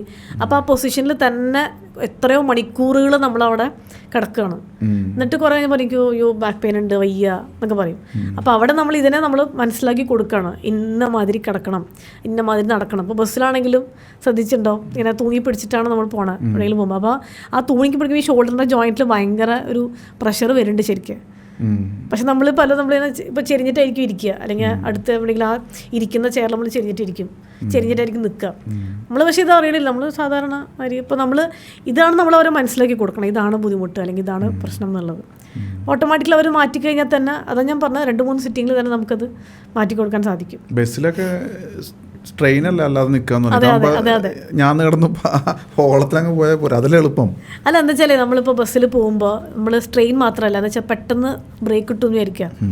അപ്പോൾ നമുക്ക് നമ്മൾ ആരെങ്കിലും മുമ്പിൽ ലോഡ് വരും, പക്ഷെ അല്ലെങ്കിൽ കാലിന് ഭയങ്കര ലോഡല്ലേ. അതെ, ശരീരം ഫുൾ ലോഡാണ്. അവിടെയാണ് കുറച്ചു നേരം ഈ കാല്, കുറച്ചു നേരം ആ കാല് ആടി അവന്റെ ചാരി. അതല്ലേ പക്ഷെ ബസ്സിൽ പറഞ്ഞവര് കുറച്ചും കൂടി പ്രശ്നം വരുന്നത് വെച്ചാൽ സഡൻ ബ്രേക്ക് ഇട്ട് കഴിഞ്ഞാൽ അവിടെ നമ്മുടെ ജോയിൻസ് ഒന്നും അങ്ങോട്ട് ഇങ്ങോട്ട് മാറിപ്പോവും. അപ്പോൾ കൂടുതൽ പെയിനായി. പക്ഷേ ഡെയിലി ബേസിസിൽ ചെയ്യുമ്പോൾ അപ്പോൾ എത്രത്തോളം പ്രഷർ ഉണ്ട് എന്നുള്ളതാണ്. അപ്പോൾ ബസ്സിലാകുമ്പോൾ എല്ലാ ഭാഗത്തും നമ്മൾ അനങ്ങല, നമുക്ക് ഒരു സൈഡിൽ മാത്രം ഇങ്ങനെ ഇപ്പോൾ നിന്ന് കഴിഞ്ഞാലും എല്ലാ സ്ഥലത്തേക്കും ബോഡി ഇങ്ങനെ അങ്ങോട്ടും ഇങ്ങോട്ടും പോവല്ലേ. ഒരു സൈഡിലേക്ക് മാത്രം നമുക്ക് കുറച്ച് പ്രയാസം ഉണ്ടാവും. നമ്മുടെ ദിവാൻ കോട്ട് പോലുള്ള ശരിക്കും ഫർണിച്ചേഴ്സ് അപ്പോൾ ശരീരത്തിന് കേടാണല്ലേ? കേടാണ്, പക്ഷെ യൂസ് ചെയ്യുന്ന രീതിയിൽ യൂസ് ചെയ്താൽ കുഴപ്പമില്ല. അതെ, സംടൈംസ് ഓക്കെ. പക്ഷെ ഡെയിലി ആയിട്ട് ഇപ്പോൾ നമ്മൾ ഇപ്പോൾ ചെരിഞ്ഞിട്ട് എത്ര നേരം നമ്മൾ ഇരിക്കും എന്നുള്ളതാണ്. പിന്നെ ചിലരെന്ന് വെച്ചാൽ ഒരു സൈഡിലേക്ക് മാത്രം, ഇപ്പോൾ ചിലർക്ക് റൈറ്റ് സൈഡിലേക്ക് മാത്രം ചെരിഞ്ഞ് കിടക്കാൻ ഇഷ്ടമുള്ളവരുണ്ടാവും. അല്ലെങ്കിൽ ചിലർക്ക് ഇപ്പോൾ ഒന്ന് ഇരിക്കുകയാണെങ്കിൽ ചാര് കസേരയിലൊക്കെ ഇരിക്കുമ്പോൾ ബാക്കിൽ കുഷനൊക്കെ വെച്ചു, അതൊരു ഹാബിറ്റായി മാറിയിരിക്കുകയാണ്. എപ്പോഴെങ്കിലും ഓക്കെ, നോ പ്രോബ്ലം. അതേമാതിരി ആംറസ്റ്റ് ഉള്ള ഇപ്പോൾ IT-കാർക്ക് ഒരുവിധം അവർ ഇരിക്കുന്ന ജോലി, അപ്പോൾ അവർക്കൊക്കെ സർവിക്കലിൻ്റെ ഭാഗത്തൊക്കെ ഒരുപാട് ബുദ്ധിമുട്ടുകളുണ്ടാവും. കഴുത്ത് വേദന, അങ്ങോട്ട് ഇങ്ങോട്ട് ചെരിയാൻ ബുദ്ധിമുട്ട്. പിന്നെ മിക്കവരും നേരെയാണ് നോക്കുന്നത്, അപ്പോൾ അവർ കഴുത്തിന് റൊട്ടേഷൻ ഇല്ല, എക്സസൈസ് ഒന്നും ഇല്ലല്ലോ. അപ്പോൾ ഇങ്ങനെയുള്ള കുറേ കാര്യങ്ങളാണ് നമ്മൾ. നമുക്ക് വീണ്ടും കുടവയറിലേക്ക് വരാം. അപ്പോൾ ദർ ആർ ഡിഫറെൻറ്റ് റീസൺസ് അല്ലേ. ഒന്ന് നമ്മളുടെ ലൈഫ് സ്റ്റൈലായിരിക്കാം. എന്താ പൊതുവേ ഇതിന് വരും? കാരണം നേരത്തെ നമ്മൾ പറയുമ്പോൾ സ്റ്റിറോയിഡ്സ് എടുക്കുന്ന ആൾക്കാർക്ക് നമ്മൾ കണ്ടിട്ടുണ്ട് ബോഡി ഭയങ്കരമായിട്ട് ബൾജായി വരും. അതുപോലെ കുടവയർ കുറയുന്ന ആൾക്കാരുടെ സ്പൈൻ ഇറക്റ്റായി വരും ഇല്ലേ. അതുപോലെ നമ്മൾ ജിമ്മിലൊക്കെ പോകുന്ന സമയത്ത് ആ ബോഡി ആ ഒരു ഏരിയ കട്ടാകുമ്പോൾ തന്നെ ബാക്കി എല്ലായിടത്തും ഒരു ഷേപ്പൊക്കെ വരാൻ തുടങ്ങും. അപ്പോൾ ഭയങ്കര എഫക്റ്റഡ് ആണ് ഈ വയറും സ്പൈനും തമ്മിൽ എന്നാണ് ഞാൻ മനസ്സിലാക്കുന്നത് അല്ലേ. എന്തുകൊണ്ടാണ് അങ്ങനെ വരുന്നത്? എന്താ അതിൻ്റെ സൊല്യൂഷൻ? ഈ പറഞ്ഞ ഒരു കർവേച്ചറാണ് ഫസ്റ്റ് റീസൺ. പിന്നെ ഫുഡ്. നമ്മളിപ്പോൾ കമഴ്ന്ന് കിടക്കുന്ന ആൾക്കാർക്ക് നല്ലതാണോ? അതല്ല, കമഴ്ന്ന് കിടക്കുന്ന ആൾക്കാർക്ക് വയറ് ഉണ്ടാവാനുള്ള സാധ്യതയുണ്ട് കൂടുതൽ കമഴ്ന്ന് കിടക്കുകയാണെങ്കിൽ. കാരണം എന്താ വെച്ചാൽ നമ്മുടെ കർവേച്ചർ അനുസരിച്ചിട്ടാണ് പല അസുഖങ്ങളും റിലേറ്റഡ് ആവണം. അപ്പോൾ കുടവയറുള്ള ഒരാൾക്ക് നമ്മൾ പെട്ടെന്ന് അവരുടെ കിടക്കുന്ന രീതി മാറ്റാൻ പറഞ്ഞാൽ വീണ്ടും പഴയ പൊസിഷനിലേക്ക് തന്നെ മാറും. അപ്പോൾ അതുകൊണ്ട് അവരോട് നമ്മൾ കുറച്ചും കൂടി സിറ്റിങ്സ് പറയും, ഇത്ര സിറ്റിംഗ് വരണം, ഇന്നത് വേണം എന്ന് പറയുമ്പോൾ നമ്മൾ ഇവിടെ തന്നെ നമ്മുടെ അടുത്ത് തന്നെ നമ്മൾ വന്നിട്ട് അവരെ പ്രാക്ടീസ് ചെയ്യിപ്പിക്കും, ഇന്നമാതിരി ചെയ്യണം എന്ന്. പിന്നെ എന്താ വെച്ചാൽ കുറേ കഴിയുമ്പോൾ ഇത് കുറയ്ക്കാൻ ബുദ്ധിമുട്ടായിരിക്കും. അതായത് കുറേ കഴിഞ്ഞിട്ട്, അതായത് കുറേ വയറ് കൂടി, അപ്പോൾ അവരുടെ വെയിറ്റ് കൂടി, അപ്പോൾ അവരോട് നമ്മൾ എന്ത് പറയണം, ഡയറ്റിൻ്റെ കാര്യം ഒന്ന് പറഞ്ഞ് മനസ്സിലാക്കി കൊടുക്കണം. പിന്നെ എന്താ വെച്ചാൽ അവർക്ക് ഏറ്റവും കൂടുതൽ എഫക്റ്റീവ് ഡീടോക്സിഫിക്കേഷൻ ഒരുപാട് എഫക്റ്റീവ് ആവും. അപ്പോൾ ഒരുപാട് കൊഴുപ്പുകൾ അങ്ങനെ തന്നെ പോകും. പിന്നെ ഈ നേരത്തെ പറഞ്ഞ കപ്പിംഗ് തെറാപ്പി ചെയ്ത് കഴിഞ്ഞാൽ ഒരുപാട് കൊഴുപ്പ് അങ്ങനെ പോകും. എന്നിട്ട് നമ്മൾ ഈ മർമ്മ തെറാപ്പി ചെയ്ത് കഴിഞ്ഞാൽ നല്ല വ്യത്യാസം ഉണ്ടാവും. പിന്നെ ഒരുപാട് റിസൾട്ട് നമുക്ക് കൊടുക്കാൻ പറ്റിയിട്ടുണ്ട്. അപ്പോൾ അവർക്ക് തന്നെ ഒരു എന്താ പറയുക ഒരു സന്തോഷമാണ്. ഞാൻ ബിഫോറും ആഫ്റ്ററും നമ്മൾ അവർക്ക് പറഞ്ഞു കൊടുക്കുമല്ലോ. അപ്പോൾ ശരിക്കും നമ്മുടെ കർവേച്ചറും നമ്മുടെ ഈ വെയിറ്റ് നല്ലൊരു വ്യത്യാസമുണ്ട്. അത് അവർക്ക് തന്നെ ശരിക്കും നമ്മൾ അവരെ കൊണ്ട് നേരെ നിർത്തിപ്പിച്ചിട്ട് എന്നിട്ട് നമ്മളൊന്ന് വിടുമ്പോൾ, അതായത് നമ്മൾ അവരെ സ്പൈനൽ കോഡൊന്ന് പിടിക്കും. എന്നിട്ട് അവർ വിടുമ്പോൾ തന്നെ അവർ ഓട്ടോമാറ്റിക്കലി റോങ് പൊസിഷനിൽ പോകുമ്പോൾ ഞാൻ ഇത്രയും കാലം ഇങ്ങനെയാണ് നിന്നിരുന്നത് എന്നൊരു തോന്നൽ. അപ്പോൾ അവർക്ക് മനസ്സിലായി ഓക്കെ എന്നാൽ പിന്നെ ഞാൻ ചെയ്യാന്നുള്ള രീതി. നമ്മളിന്ന് ഒരുപാട് പേർക്ക് കാണുന്നതാണ് PCOD. ഇത് നമുക്ക് തടയാൻ പറ്റും. എന്താണ് ശരിക്കും PCOD? എന്തുകൊണ്ടാണ് PCOD വരുന്നത്? PCOD പോളിസിസ്റ്റിക് ഓവറിയൻ ഡിസോർഡർ എന്നാണ്. അത് ശരിക്കും അതിൻ്റെ റൂട്ട് കോസ് എന്ന് പറഞ്ഞാൽ ഇപ്പോഴത്തെ സ്ത്രീകൾ മിക്കവാറും അവരുടെ മെൻസ്ട്രൽ സൈക്കിൾ സ്റ്റാർട്ട് ചെയ്യുമ്പോൾ സ്റ്റാർട്ടിങ്ങിൽ കുറച്ച് കറക്റ്റ് സൈക്കിളിൽ പോകണം എന്നുള്ള ഒരു ഇതുണ്ടാവും. സ്റ്റാർട്ടിങ്ങിൽ കറക്റ്റ് രീതിയിൽ പോകും, കറക്റ്റ് ദിവസം. പക്ഷെ നമ്മളത് സൂക്ഷിച്ച ഡേറ്റ്സ് വെക്കുന്നില്ല. ആക്ച്വലി പണ്ട് കാലത്ത് അങ്ങനെ ഒരു സൗകര്യം ഉണ്ടായിരുന്നില്ല, ഇത്ര ഡേറ്റ്. പക്ഷെ ഓർമ്മയുണ്ടായിരുന്നു. ഇപ്പോഴത്തെ നമ്മൾ മറക്കുകയാണ്. 2 ദിവസം വൈകിയാലും കുഴപ്പമില്ല, പക്ഷെ അത് കറക്റ്റ് ഡേറ്റ് നമ്മൾ എപ്പോഴും ഒന്ന് ഓർത്ത് വെക്കണം. Because more than 5 days delay ആയാൽ that means there is a problem. അപ്പോൾ അത് കറക്റ്റ് സൈക്കിളിൽ ശരിക്കും അത് ഫോളോ ചെയ്യണം. എസ്പെഷ്യലി ഡെലിവറി കഴിഞ്ഞാൽ ഒന്ന് കുറച്ച്, കാരണം അത്രയും ഒരു 9 months ഇറ്റ്സ് ലൈക്ക് ഒരു ബ്ലോക്കിലാണ്, അവിടെ ഇല്ല മെൻസ്ട്രൽ സൈക്കിൾ. അപ്പോൾ വീണ്ടും അത് റീസ്റ്റാർട്ട് ചെയ്യുമ്പോൾ ചിലപ്പോൾ അങ്ങോട്ടും ഇങ്ങോട്ടും ഇതൊന്ന് ചേഞ്ച് ആവും. തുടക്കത്തിൽ ഇറ്റ്സ് ഓക്കെ, പക്ഷെ അതിന് ശേഷം 5-6 ദിവസം ഡിലേ ആകുമ്പോൾ കുറച്ചത് ബാധിക്കും. ഇത് കുറേ കഴിഞ്ഞിട്ടാണ് PCODയിലേക്കൊക്കെ പോകണത്, അല്ലെങ്കിൽ ഓവറിനെ ബാധിക്കുന്നതൊക്കെ കുറേ കഴിഞ്ഞിട്ടാണ്. അപ്പോൾ സ്റ്റാർട്ടിങ്ങിൽ തന്നെ നമ്മൾ ശ്രദ്ധിച്ചു കഴിഞ്ഞാൽ മാറും. പക്ഷേ റീസൺ എന്ന് വെച്ചാൽ ഹോർമോണൽ ഇഷ്യൂസാണ് അതിൻ്റെ മെയിൻ റീസൺ. എന്താണെന്ന് വെച്ചാൽ ഇവിടെ ഹോർമോൺസാണ് കളിക്കുന്നത് ആക്ച്വലി. പക്ഷെ അതിനെ നമുക്ക് നമ്മുടെ കയ്യിലൊരു പരിധി വരെ നമുക്കതിനെ കൺട്രോൾ ചെയ്യാൻ പറ്റും. നമുക്കതിനെ കറക്റ്റ് നമ്മുടെ ഭക്ഷണത്തിലൂടെ അല്ലെങ്കിൽ നമ്മുടെ റൂട്ടീൻ, അതായത് നമ്മളിപ്പോൾ ചിലവരെന്താ വെച്ചാൽ ഇത് വന്നു കഴിഞ്ഞാൽ അല്ലെങ്കിൽ സ്റ്റാർട്ടിങ്ങിൽ ഫസ്റ്റ് ടൈം ഇത് ഉണ്ടാവുമ്പോൾ അവരുടെ മൂഡ് സ്വിങ്സ് ഉണ്ടാവും. ഇപ്പോഴത്തെ ആ സമയത്ത് ദേഷ്യം വരും, തലവേദന വരും. നമ്മൾ ആരാണോ നമ്മൾ കൂടുതൽ ഇഷ്ടപ്പെടുന്നത് ചിലപ്പോൾ അവരെ കാണാൻ പോലും വേണ്ട എന്നുള്ള രീതിയിലേക്ക് വരും. സ്റ്റാർട്ടിങ്ങിലും മെനോപോസിലെ സമയത്താണ് ഇത് കൂടുതൽ പ്രശ്നങ്ങൾ വരും. ആദ്യത്തെ ബുദ്ധിമുട്ട് ഭയങ്കര ബുദ്ധിമുട്ടായിരിക്കും. അതേമാതിരി ഡെലിവറിക്ക് ശേഷം, ബിക്കോസ് അത്രയും കാലം അവിടെ നിന്നിട്ട് പിന്നെ അത് സ്റ്റാർട്ട് ആവുമല്ലേ. അപ്പോൾ ഇതിൻ്റെ റൂട്ട് കോസ് എന്ന് പറഞ്ഞാൽ ആക്ച്വലി ഈ മെൻസ്ട്രൽ സൈക്കിൾ ഡിലേ ആവുമ്പോൾ അത് ശ്രദ്ധിക്കാതെ പിന്നീട് PCODയിലേക്ക് പോവാണ്. രണ്ടാമത്തെ കാര്യം എന്ന് പറഞ്ഞാൽ സർജറി. ഇപ്പോൾ ഡെലിവറി സിസേറിയൻ ആണെങ്കിൽ മേ ബി പോസിബിലിറ്റി ഉണ്ട് ഇത് വരാനുള്ളത്, സർജറി. പിന്നെ സർജറി എന്ന് പറഞ്ഞാൽ ഈ സർജറി വേറെ എന്തെങ്കിലും സർജറി ചെയ്തിട്ടുണ്ടാവും. അതേപോലെ കുട്ടികൾ നിർത്താനുള്ള ഒരു ഇത് ചെയ്ത് കഴിഞ്ഞാൽ മേ ബി പോസിബിലിറ്റി എന്നാണ് ഞാൻ പറഞ്ഞത്. പിന്നെ മെഡിസിൻസ്, ഇപ്പോൾ ഒരുപാട് അലോപ്പതിക് മെഡിക്കേഷൻസ് കഴിക്കുന്നുണ്ട്. ഇപ്പോൾ എന്തെങ്കിലും നട്ടല് സംബന്ധമായിട്ടുള്ള മെഡിസിൻ എന്തെങ്കിലും വന്നാൽ അതിൻ്റെ മരുന്നിൻ്റെ സൈഡ് എഫക്റ്റായിട്ട് PCOD വരും. പിന്നെ വെയിറ്റ് കുറയ്ക്കാനായിട്ട് ടാബ്ലറ്റ്സ് ചിലർ കഴിക്കും, വെയിറ്റ് കുറയ്ക്കാൻ. പിന്നെ സ്റ്റീറോയിഡ്സ്, ഇതിൻ്റെയൊക്കെ ഒരു പോസിബിലിറ്റിയാണ് എന്ത് സൈഡ് എഫക്ട്സ് ആണ് PCOD. വെയിറ്റ് കൂടുതലായാൽ PCOD എപ്പോഴും വരാനുള്ള സാധ്യതയുണ്ട്. ഡയബറ്റിക് അതും അതിനെ കോൺട്രിബ്യൂട്ട് ചെയ്യും. അപ്പോൾ തുടക്കത്തിൽ എന്താ വെച്ചാൽ ഇറ്റ്സ് ലൈക്ക് സാരമില്ല പോട്ടെ അത് ശരിയാവും എന്ന് പറഞ്ഞു വരുമ്പോഴേക്കും അത് PCOD ലെവലിലേക്ക് പോകും. PCOD വരുന്ന കണ്ടീഷനിൽ എന്താണ് ശരിക്കും ഒരാളുടെ അവസ്ഥ? എന്താ ശരിക്കും അവിടെ സംഭവിക്കുന്നത്? PCOD എന്ന് പറഞ്ഞാൽ നമ്മളിപ്പോൾ ഓവറിയിൽ സിസ്റ്റ് ഉണ്ടാവുക എന്നുള്ളതാണ്. കുറേ സിസ്റ്റുകൾ ചിലവർക്ക് എന്ന് വെച്ചാൽ അത് ആദ്യത്തെ സ്റ്റേജ് ആകുമ്പോൾ ഇറ്റ്സ് ഓക്കെ, 1-2 കുഴപ്പമില്ല, നമുക്കത് മാറ്റിയെടുക്കാം. കുറേ കൂടുതലായാൽ അത് കോംപ്ലിക്കേഷൻസിലേക്ക് പോകും. അത് വേറെ പല ഓർഗൻസിനെയും അത് ബാധിക്കും. അപ്പോഴാണ് നമ്മൾ ഈ പറഞ്ഞ സ്റ്റാർട്ടിങ്ങിൽ എന്ന് വെച്ചാൽ നമുക്ക് ആ മെൻസ്ട്രൽ സൈക്കിളിന് അത് ചിലപ്പോൾ ഡിലേ ആയിട്ടുണ്ടാവും, ചിലപ്പോൾ 1-2 ആഴ്ച ചിലപ്പോൾ ഉണ്ടാവില്ല. അപ്പോൾ അതിനെ കറക്റ്റ് ചെയ്യാനുള്ള മെഡിസിൻസ് കൊടുക്കും, ദഹനം കറക്റ്റ് ചെയ്യാനുള്ള മെഡിസിൻസ്, ഡീടോക്സിഫിക്കേഷൻ നമ്മൾ ചെയ്ത് കൊടുക്കും. പിന്നെ ഈ പറഞ്ഞ ഒരു കപ്പിംഗ് തെറാപ്പി അതിനെ ഒരുപാട് ഹെൽപ്പ് ചെയ്യും. ഇങ്ങനെയാണ് നമ്മൾ ഫസ്റ്റ് സ്റ്റേജിൽ ചെയ്യുക. അടുത്ത സ്റ്റേജിലേക്ക് ആകുമ്പോഴേക്കും ഇത് വേറൊരു ലെവലിലേക്ക് പോയിട്ടുണ്ടാവും, കുറേ സിസ്റ്റുകളുണ്ടാവും. പിന്നെ ഇവർ ഡെഫിനറ്റ്ലി ഒരു സർജറി ചെയ്തിട്ടുണ്ടാവും, ഇത് മാറ്റാനായിട്ട് മെഡിസിൻസ് കഴിക്കുന്നുണ്ടാവും, സർജറിയും ചെയ്തിട്ടുണ്ടാവും. അപ്പോൾ അത് വീണ്ടും അത് എന്താ പറയുക, അപ്പോൾ കുറച്ച് കാലത്തേക്ക് ചിലപ്പോൾ മാറിയിട്ടുണ്ടാവും. ഓക്കെ ഇനി ഇല്ല എന്നുള്ളത്. ഈ കിഡ്നി സ്റ്റോണൊക്കെ ആദ്യത്തെ സ്റ്റേജ് ചിലപ്പോൾ സർജറി ചെയ്തിട്ടുണ്ടാവും, പക്ഷേ ഇനി മാറിയിട്ടുണ്ടാവും. പക്ഷേ ഇറ്റ് വിൽ കം അഗൈൻ. കാരണം മെഡിസിനെയാണ് ഡിപ്പെൻഡ് ചെയ്തിരിക്കുന്നത്. ആ മെഡിസിൻ നിർത്തി കഴിഞ്ഞാൽ വീണ്ടും വരും. അപ്പോൾ അതിനെ നമ്മൾ മാറ്റണമെങ്കിൽ കുറച്ച് കാലം മെഡിസിൻസ് ഉള്ളിലേക്ക് കഴിച്ച് ഈ പറയുന്ന കപ്പിംഗ് തെറാപ്പി ചെയ്ത് അതിലൂടെ നമുക്കത് മാറ്റിയെടുക്കാൻ സാധിക്കും.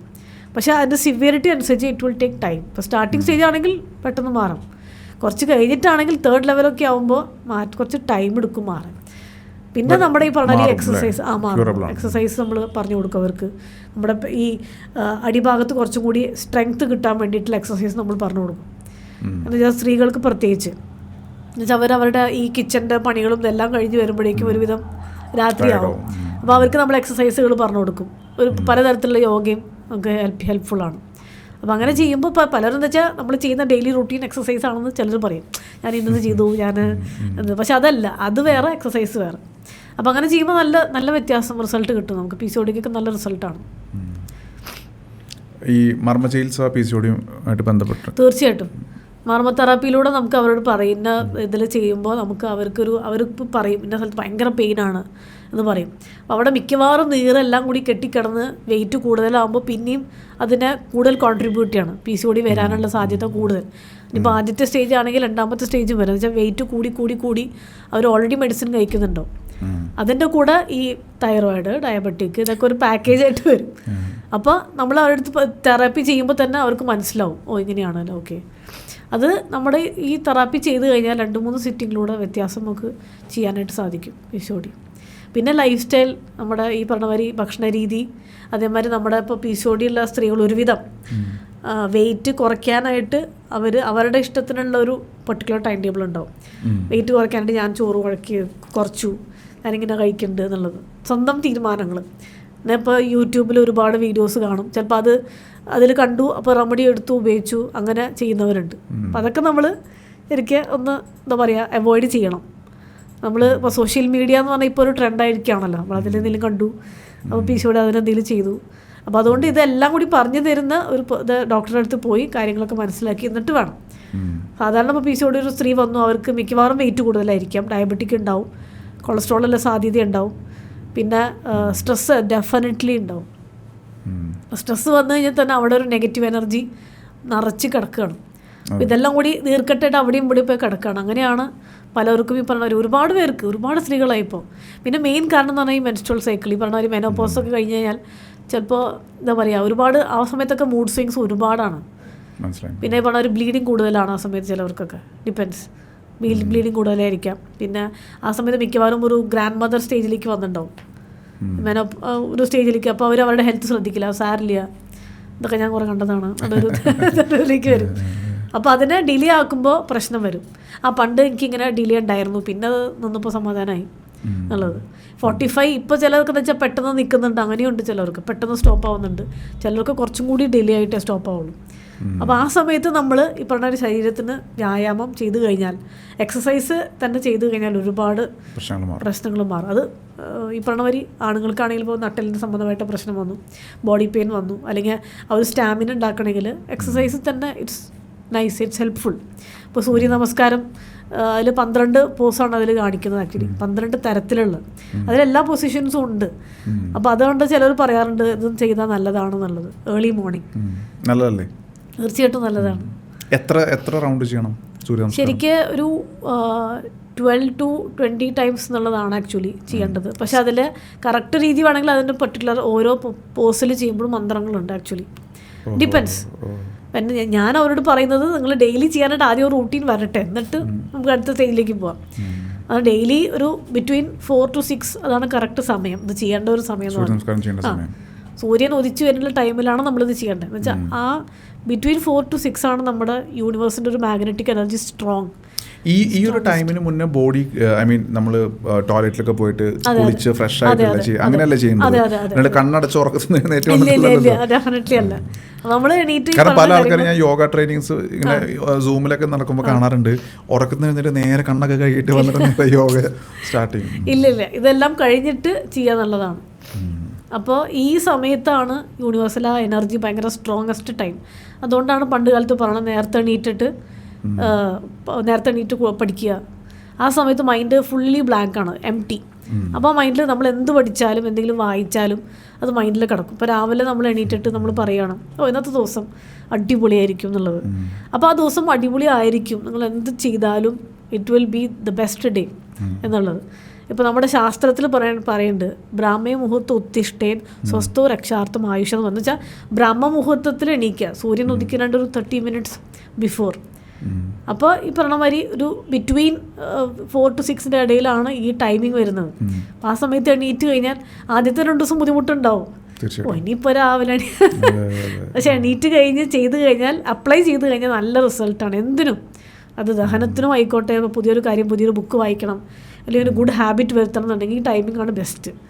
ഞാൻ എല്ലാവരോടും ഇതാ പറയാം, നിങ്ങളിപ്പോൾ രാവിലെ എണീറ്റ് എന്തെങ്കിലും ഒരു ബുക്ക് വായിക്കണം, അല്ലെങ്കിൽ രാവിലെ എണീറ്റിട്ട് പുതിയൊരു ഹാബിറ്റ് ഉണ്ടാക്കണം, ഈ ടൈമിൽ ട്രൈ ചെയ്ത് നോക്കൂ.